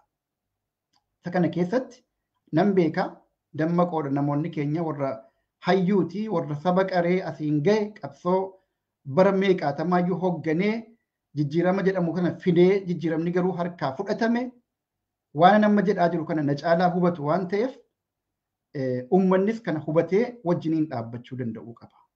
Waan nu qoqqoodu waan dantaa adda addaatiin gidduu keenyatti waa dhaabuu barbaadu abadan hin fudhannu jechuu danda'uu qaba jechuudha. Sirni kun garuu waan tolaatiif hin deemu. Ammallee achirra hin geenye, ammallee humna keenya argee harka hin kennanne achi gahuu danda'uu qaba jechuudha. Harka nutti kennachuu danda'uu qaba. Cubbuudhaan hidhe jara kana.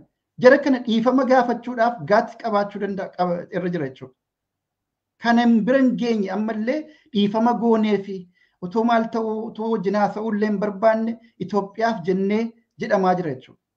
Kabajaa kennaaf hin jiranu ammas gadi bahamee maal takkatti aanu doorsisaa adda addaa jiraachuu danda'a ta'a. Yookiin waan mootummaa qeequun dubbatinaa jedhamee dhiggitiin yookiin dhiibbaan irra kaa'amuu danda'a ta'a. Yookiin mirgi sochii isaanii biyya keessas ta'u biyya alaatti ta'u qabanu mirga sanarraa mulquus danda'u ta'a. Kana hunda hambisuudhaaf sabni Oromoodhaa tokkummaadhaan waliin dhaabbachuu qaban jedha. Yaayyaan qabxiilee gurguddoo kaasee namoonni hedduunis yaadni isaan kennaa jiran kanuma Oromiyaan dirooniidhaan waraannamuu hidhamtoonni siyaasaa bakkeewwan adda addaatti hidhaman kan hin baane hedduun jiraachuun guutuun guututti yaaddoon uummata gama adda addaatiin dhiyaachaa jirus kanuma kan biraa egaa akkuma jedhame yeroo hedduu waan dhufu xiqqoo tokko fudhannee oduu dhiichifnu taqamnu iyyuu harkaa fudhatamnaadha kan kana duraarraa haa barannu bakka adda addaatti dhichisni adda addaa gama adda addaatiin godhamu immooshinii keenya kontirool haa goonu bifa akkasiitiin haa deemnuudha aggaammiin yeroo akkanaa kana eeggamee qaamonni warroonni sirna durii leellisan gama adda addaatiin kanatti qophaa'anii eeggatu waan ta'eef bifa akkasiitiin haa goonuudha. Egaa akkuma argaa jirru warra lolarraa qabamanii dhufan yookaan iddoo lolaatti qabamanii Tigraay irraa dhufan Sibahat Naggaafa gadhiifteeti qaamota siyaasaa Oromoo adda baaftee hanga kaleessas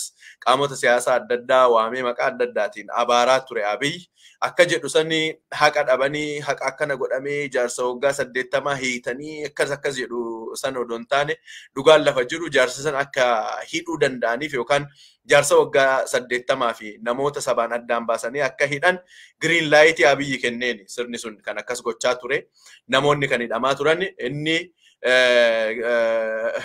hidhaadhaayyuu miti bakka argitanitti ajjeesaadhaayyuu kan inni gochaa ture akkaataan inni ajajatti kenneen hordofanii kan gochaa turani.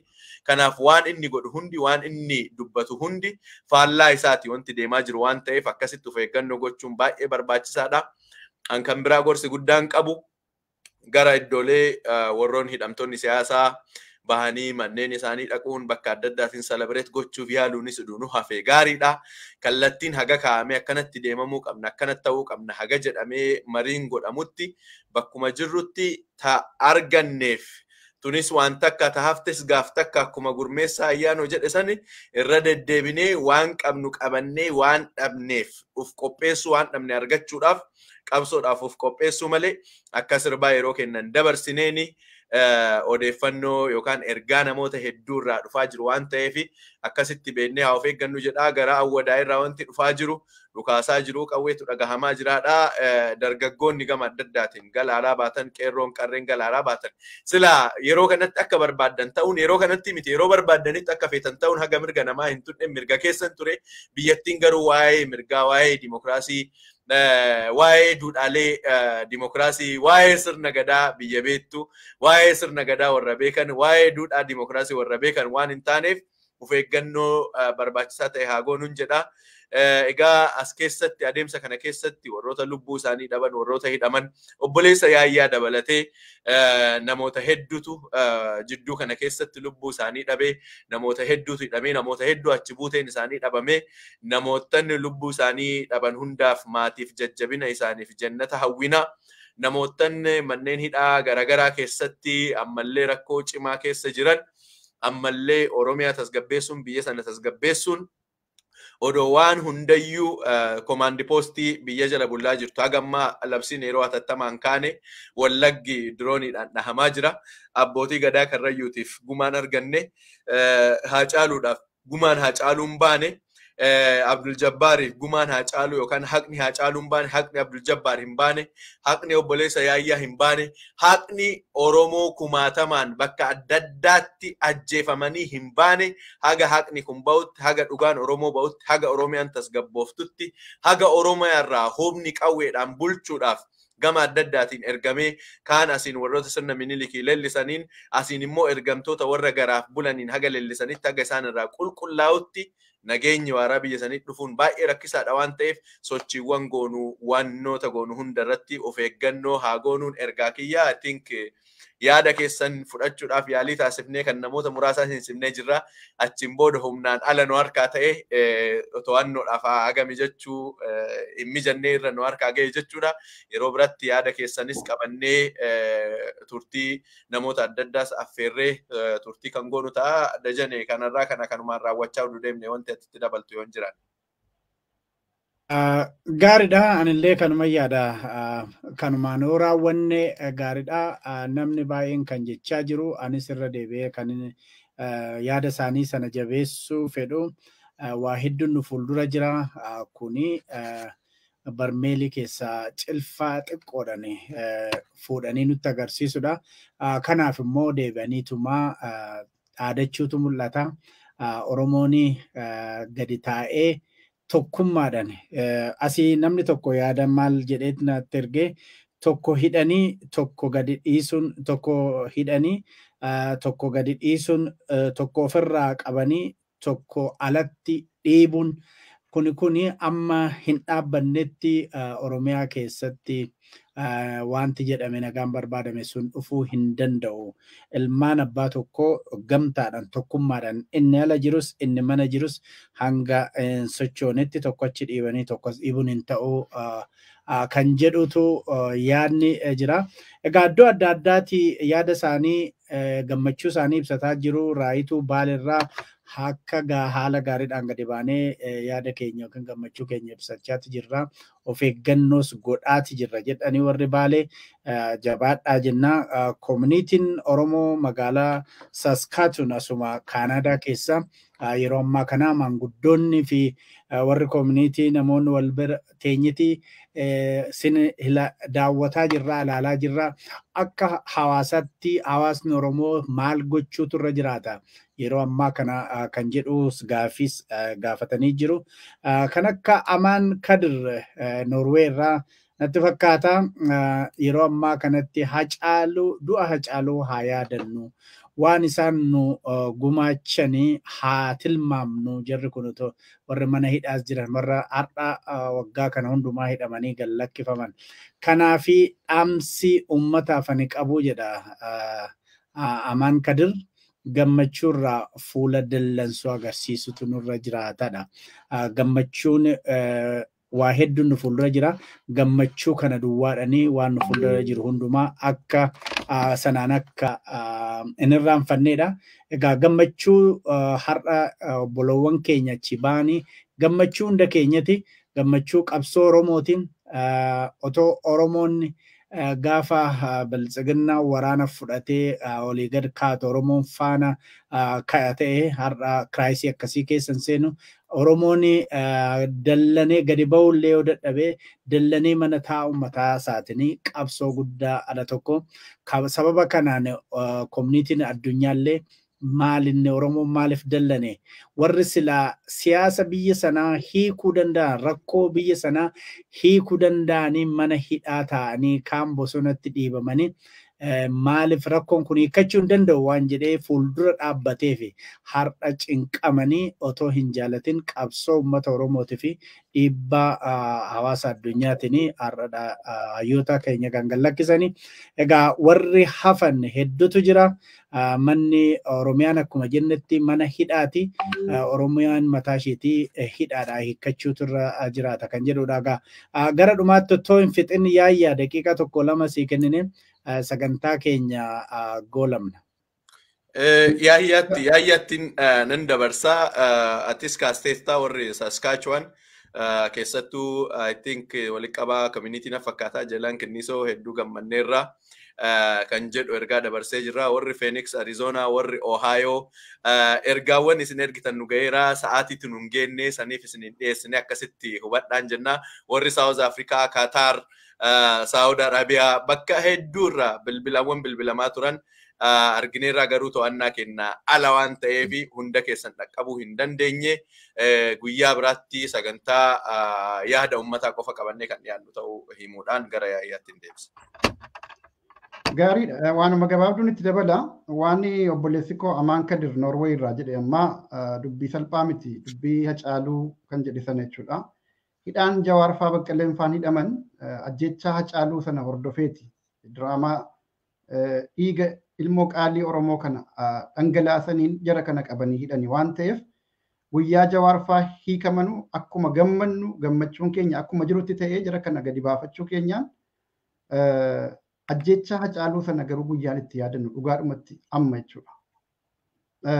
Hacaaluu qofa miti gaa Hacaaluu booda akkuma amma zaak atuu jettee obboleeyyan keenya hedduu manaa gadi fuudhanii ajjeesan. Garii mana hidhaarraa fuudhanii ajjeesan. Ajjechaa gara jabinaa faashistummaa agarsiisu adda addaatu waggootan kana darban kana keessatti geggeeffamaa ture jechuudha. Kun hundumtuu jarri ajjeefame kun yakka wayii raawwatanii odoo hin taane sagalee qabsoo Oromoodhaa ukkaamsuudhaaf tooftaa adda addaatiin kana gochuu qabna jedhanii ajaja walii kennaniiti ajjechaa kana ilmaan Oromoo qulqulluu irratti raawwatan jechuudha. Obboleessa koo qofa maqaa dha'uun barbaadu obboleeyyan Oromoo hundumtuu cubbuudhaan ajjeefaman badii tokko malee ajjeefaman jechuudha. Jara kana hunda haqni isaaniidhaa ifa bahuu qaba. Ifa bahuu qaba jechuudha. Akkuma kanatti tola dhiiga ilmoo namaadhaa akka dhiiga sareetti dhangalaasanii sabatti araaramuun tasa waan danda'amu miti jechuudha. Kanaafuu warri yakka raawwatu hundumtuu tokko tokkoon gadi bahanii otoo uummanni maqaa isaanii dhahee gadi hin baasin ofii isaatii warra yakka hojjechiise sana gadi baasee murtii irratti fudhachuu qaba jechuudha. Ni beekna tokko tokkoon galmaa'ee jira maqaan jira warra nama ajjeese jechuudha. Abadan nagaan bahuuf hin deeman. Araaratti ta'a taanaan hidhamtoonni siyaasaa tokko too nafin hiikamuu qabu. Warri haqa malee ajjeefame hundumtuu haqa isaanii argachuu qaban jechuudha. Ta'uu baannaan dhiigni isaanii hin iyyaas jira. Kunoo karaan harkaa badee cubbuu isaan raawwataa dhufan kanatu Itoophiyaa isaanii akka barbaadan garmaamanii deemuun akka hin danda'amne taasise jechuun hin danda'ama jechuudha. Kanaafuu isuma kanaa namni keenya uummanni keenya warra dhiigni isaanii cubbuudhaan dhangala'es kan yaadachuu qabu yeroodhuma kana jechuudha. Kanaafuu qabsoon keenya fuulduratti ammallee fagoodha. Waa hedduutu nu eegaa akkuma obboleeyyan jedhan isa sanaaf qophaa'uu nu barbaachisa jechuudha. Obboleeyyan keenya hiikaman qabannee warra hidhaa jiranus baafannee qabsoo keenya galii isaatiin ga'uu irratti xiyyeeffachuu barbaachisa. Olola kamiinuu namni keenya sobamuu hin qabu jechuudha. Dajane silent irratti. Hayyee kanumaan sagantaa keenya raawwanna. Ergaan namni tokko naan jedhee maaloo Dajanee leenca keenya as nu baasii sagalee isaa dharraane kan jedhudha. Jawaar Muhammad jechuudha. Egaa Jawaar Muhammad xinnoo ishee erga boqotee booda nu akka beeku sanatti isiniif dhiyaata jedheen abdii godha. Egaa har'aa fi wanti qopheessine kanumaan raawwataa hidhamtoonni siyaasaa kan galmee obbo Jawaar Mohaammed jalatti himataman har'a hiikamaniiru. Egaa Oromiyaa keessatti hidhamtoota siyaasaatu hedduutu hafa. Obbo Daawud Ibsa kan mana hidhaan beekamne mana keessatti dhaabbitti hidhamantu jiru. Akkasumas hooggantoonni adda bilisummaa Oromoo Abdii Raggaasaa fa'a. Koreel Gammachuu Ayyaanaa fa'a yoommaa uummata Oromoo biratti hin dagatamanii dagatamuu hin qabani. Warri Jawaar Mohaammed fa'a yeroo mana murtii dhaqan illee Koreel Gammachuu Ayyaanaa fa'aataaf mana murtii mana hidhaa keessa ta'anii waliif falmaa turani. Ammas uummanni keenya akka Oromoo ala jirus mana jirus ija tokkoon ilaalee waan itti aggaamame kana qolachuudhaaf tokkummaadhaan socho'uutu irra jiraata. Egaa kuni gammachuu isa jalqabaati. Garuu gammachuun guddaan waan Oromoon ganama karoorfatee ka'e sana gaafa deebi'ee dhafi akkuma amaan jedhee dhiiga hedduutu dhangala'ee kan akka Hacaaluu dhangala'ee kanaafi sirbinee sirbisiisuu otoo hin taane fuula keenyaa egaa akkuma inni jedhe sana goone qabsoo nu fuuldura jirutti itti fufuutu nurra jiraata kan jedhu ergaa namoota hedduuti. Waan amma ammaatti nu wajjin turtaniif hedduu galatoomaa Zaakii fi Yaayyaa Bashiris hedduu galatoomaa. Gama teeknikaatiin Maaduu Jineedditii fi akkasumas Amrollaa Xaaharuutu nu wajjin ture. Waan Finfinnee jedhu gabaasa hordofii kan dhiyeessinu ta'a. Dhumarratti dhufte Cuukkonii yookiin Asiyaanii nuyi fixaa jiru. Miiruma isii ibsatteeti sanii naa cufamu. Aynoo akka hin dandeenyee fi akka dhuftu beeka. Galatoomaa hundi keessanuu baga gammannee maatii innis akkasumas dhumarratti hin seenee dhugumadha. Baga gammaddanii hayaatillee baga gammaddee dajaniyaatillee akkuma kanaa Zaakillee uummanni hawaasni Oromoo hundumtuu baga gammannee baga gammaddanii hundi keenyayyuu yeroon keessa dabarsine salphaan turre yeroo baay'ee hedduu fokkisaa keessadha kan nuun dabarre waan hedduu keessatti lakkoofneerra akka hin taanes taaneerra waan hedduudha waan dubbannu hin qabnu waan hedduu keessatti taanees jirra garuu har'as qabsaa'onni keenya hayyoonni Oromoo hundumtuu waa balleessanii miti kan hidhamanii haqaa fi haqa Oromootii fi kan hidhamanii waa balleessanii miti har'aa yoo gammannes waan irraatii bilisa ta'anii hiikamanii jechuu keenya miti hiikamuu qabu ture hidhamuu qabanii ture jalqabumayyuu namni saba isaatiif hojjetu immoo yoomiyyuu dhugaan isaanii nuun laphee keenya keessaa bahuu hin danda'u yoomiyyuu ummata keenya keessaas bahuu hin danda'u waan hin dubbadhu sin qabu waan hin jedhu sin qabu kan hafeetu immoo caala warra hiikame harka keenya irratti godhannee warra hafe achi keessatti warra maqaan isaanii waamamne hamma hammaatti qabsoo Oromoo kanaaf haarsaa hedduu kaffalan hedduutu jira waan ta'eef isaanillee hiikamuu qabu isaanillee achi keessatti hafuu hin qabanii dhiigni hayyoota keenya akkuma kanas immoo dhiigni Hacaaluu gootota keenyaa warri du'ee nu biraa hafe immoo warri qabsaa'ota kana biraa hafe immoo hammas duubatti deebi'ee wanti hundumti isaayyuu gumaan bahuu qaba sagaleen isaanii dhagahamuu qaba warra isa ajjeesee hayyoon wanti hundumtuu seeraaf dhiyaachuu qabu kanallee Oromoo wal faana qabsaa'ee hammas kan hafe immoo baay'eedha waan ta'eef isa jiru harka keenyatti qabanneetti deemuu qabna qabsoon Oromoo boqonnaatti aanuu maal ta'uu qaba kan jedhu immoo hayyoonni keenya immoo itti yaaduu qabu kan akka Yahyaa Bisheerfaa warri kaan immoo kanatti yaaduu qabu baga gammaddanii hundi keessa. Haasiyaa sirraa fuudhuuf deemaa osoo sa'aatii cufaa jiru irratti namoota gurguddoo dhufaa jira. Mohaammed egaa Firii Jawaar Mohaammed jedhamu jechuu isaatiin hidhamee manneen hidhaa Oromiyaa keessa rakkoo gurguddoo keessa kan jiru sagaleedhaan guyyaa irraa yoon dubbanne sagaleen tiyyayyuu faayidaan qabdu jedha. Mee Mohaammed maal jetta dubbadhu kunoo kallattiidhaan. Egaa guyyaa akka kanaa baay'ee beekaa inni baay'ee. Because gammachuu akka kanaa lubbuun hafee lubbuun jiraatanii arguun iyyuu waan guddaadha ammallee immoo nama akkanumatti daantaa saba isaa daantaa biyya isaatiif jedhee rakkoo gidiraa hamtuu keessa darbee qaawwa hamtuu diinni irratti dalagaa ture isaan guutuu keessa darbanii hidhamanii hidhaa bahuu jechuun waan guddoodha. Egaa azaaba dachee tanaati manni hidhaa keessaa hoo azaaba warra bilchiginnaati. Isa kana keessaa cabsanii korommii har'a manatti galaniin baga rabbi isin gammachiisee baga gammaddanii baguma kenna taatanii baguma isin qabaadhee baguma isiniin maqaa waammadhee isaaniin jedha. Because nama ummata isaaniitiif jiraatee ummata isaanii aantummaa dhugaa itti mul'isiiseen baga gammadde jechuu caalaan wanti godhu tokko illee hin jiruuti. Kanaaf illee amma Rabbiin haa baasuuti gammachuu kana caalee hin jiru dhugaa Rabbi dubbachuudhaaf baga rakkoo gidiraa hamtuu san keessa darbitanii har'a maatii keessaniif geessanii isin ija kennaa Rabbi ammas isin haa eegu bakka jirtanii ititaa jedhaan. Hayyee hedduu galatoomi Muhammad. Tolee ulfaadhu guddaa. Hayyee egaa kanaan cufnaa Muhammad waan ta'uuf egaa kama argitan sanii sagalee isaa gadi qabiitii mul'isuu dandeetta Muhammad Deeksisoo. Bara meeqa namni waliin nyaate warri jara kana waliin nyaate meeqa yeroo ganee yeroo gama adda addaatiin isaan irratti duulu argite. Namoonni akkanaa kunniin immoo bahanii selfless ta'anii Oromoo fi Oromummaadhaaf obboleessa kiyya bira dhaabbadha jechuudhaaf carraa hedduu bahanii hojii barbaadatan namoonni baay'een eebbifamanii Muhammad fa'a bifa akkasiitiin bahanii sagalee isaanii dhageessisanii egaa namoota akkasiitiif gammachuu addaati waan ta'eef saniif dhumarratti isa seensisee wanti jettanii yoo jiraate isin jedhaati xumura ani xumuree jira ganamarraa kaanee dajanee waliin. Waa xiqqoon jedha Zaak waa xiqqoo.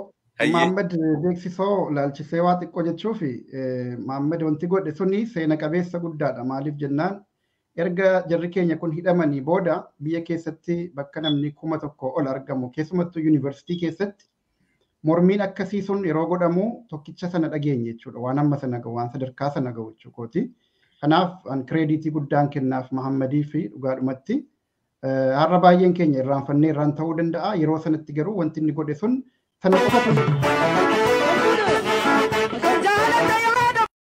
sagalee wanni agarsiise sun nan xumura qabsoon karaa nagaatiif qabsoo hidhannoo gidduu garaagarummaan mootummaa kana biratti garaagarummaan homaa akka hin jirre agarsiisa. Maaliif firii Jawaar Mohaammed firii political prisoners jennaan hidhamuudha yoo ta'e dhaadannoodhuma kana dhageessisanii hidhamuun akka danda'amu namni mirkaneesse Mohaammed Deeksisoo ture jechuudha. Seenaa keessatti waan yaadatamuudha kun.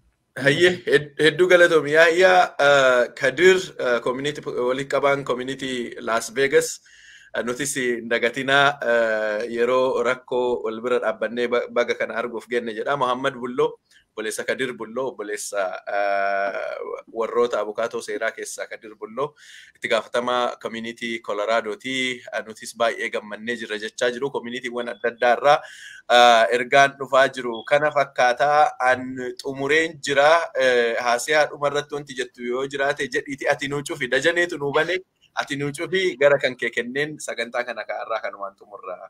Gaddaa galatoomii Zaak hundi keenya iyyuu irra deebi'uutiin gaa baga gammanne jennaa hawaasni Oromoo Siyaatilii guyyaa har'aa kana walitti qabamaa jira gammachuu isaa ibsachuuf jedhe yeroo booddee laayiviitiin kan isinii dhiyeessinu ta'a hawaasni Oromoo bakka isteeta garaagaraatti jiru hundumtuu walitti qabamuudhaan gammachuu isaa hammam Jawaariin akka eegaa bahanii hammam hayyoota keenyaa hidhamuu isaaniitiin maal keessa akka turan gammachuu isaanii ibsuudhaaf deemaa jiru isteeta garaagaraa keessatti hundumtuu adeemsisaa jira. Yeroo gabaabaa booddee gaa hundi keenya iyyuu gara isteetarraatti kan isinii dabarsinu ta'a keessattuu hawaasni Siyaatilii karaa keessaatiin baay'ee naqunnamaa turan Abdulaziz fa'aa Abduun fa'aa hedduu gammadaniitti jiru. Kabajamtoota daawwattoota keenya egaa Oromoon hundumtuu gammadeetti jira. Hundumti keenya iyyuu wal faana guyyaatti celebrate godhuudha waan hin jedhu hin beekoni. Eeggis laati like gammachuu guddaa fi miira guddaa keessadha kan inni jiru. Egaa kabajamtoota daawwattoota keenyaa sagantaawwan kan biraa Jawaariin illee maaf nuun dhiheessitanii jechaa jira namni hunduma isaayyuu duraa duubaanii wantoota ta'uu qabanii kan isin beeksisu ta'a.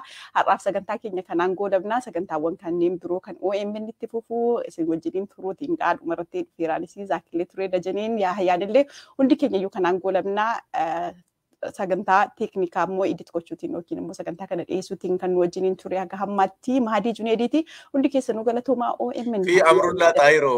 Amrullaa Xaayiroo ture Amrullaa Xaayiroo illee guddaa galatoomii egaa kabajamtoota daawwattoota keenya sagantaa biraatti nagaa wal agarruutti nagaa nuu tura.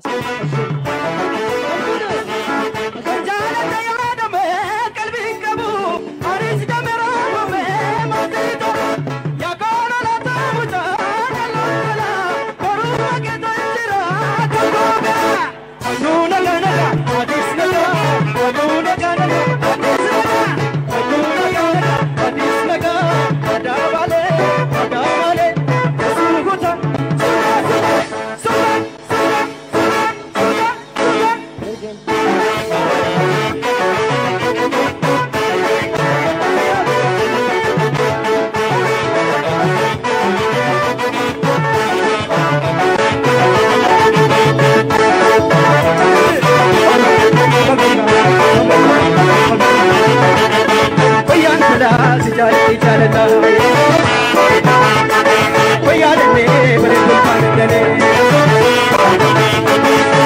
konjadu darbe darga konjadu nama behu kabu kanta konjadu bariya kallo namuja shote tiro tajalachu tumma moninjiro bayan sala dijale jalna hai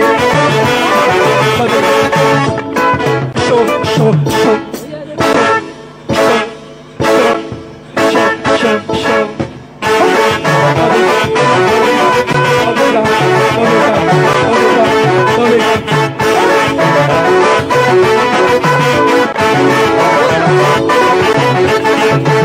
Sala jale te jalna hai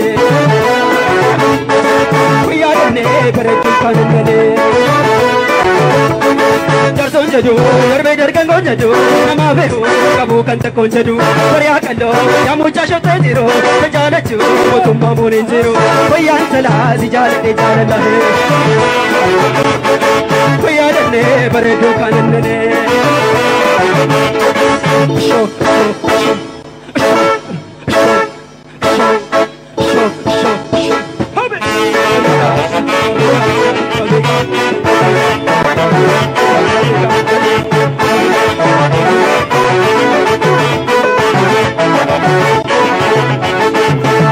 Degam jar jar degam aboti degam jar jar degam jar jar aboti degam jar jar degam aboti degam jar jar degam jar jar degam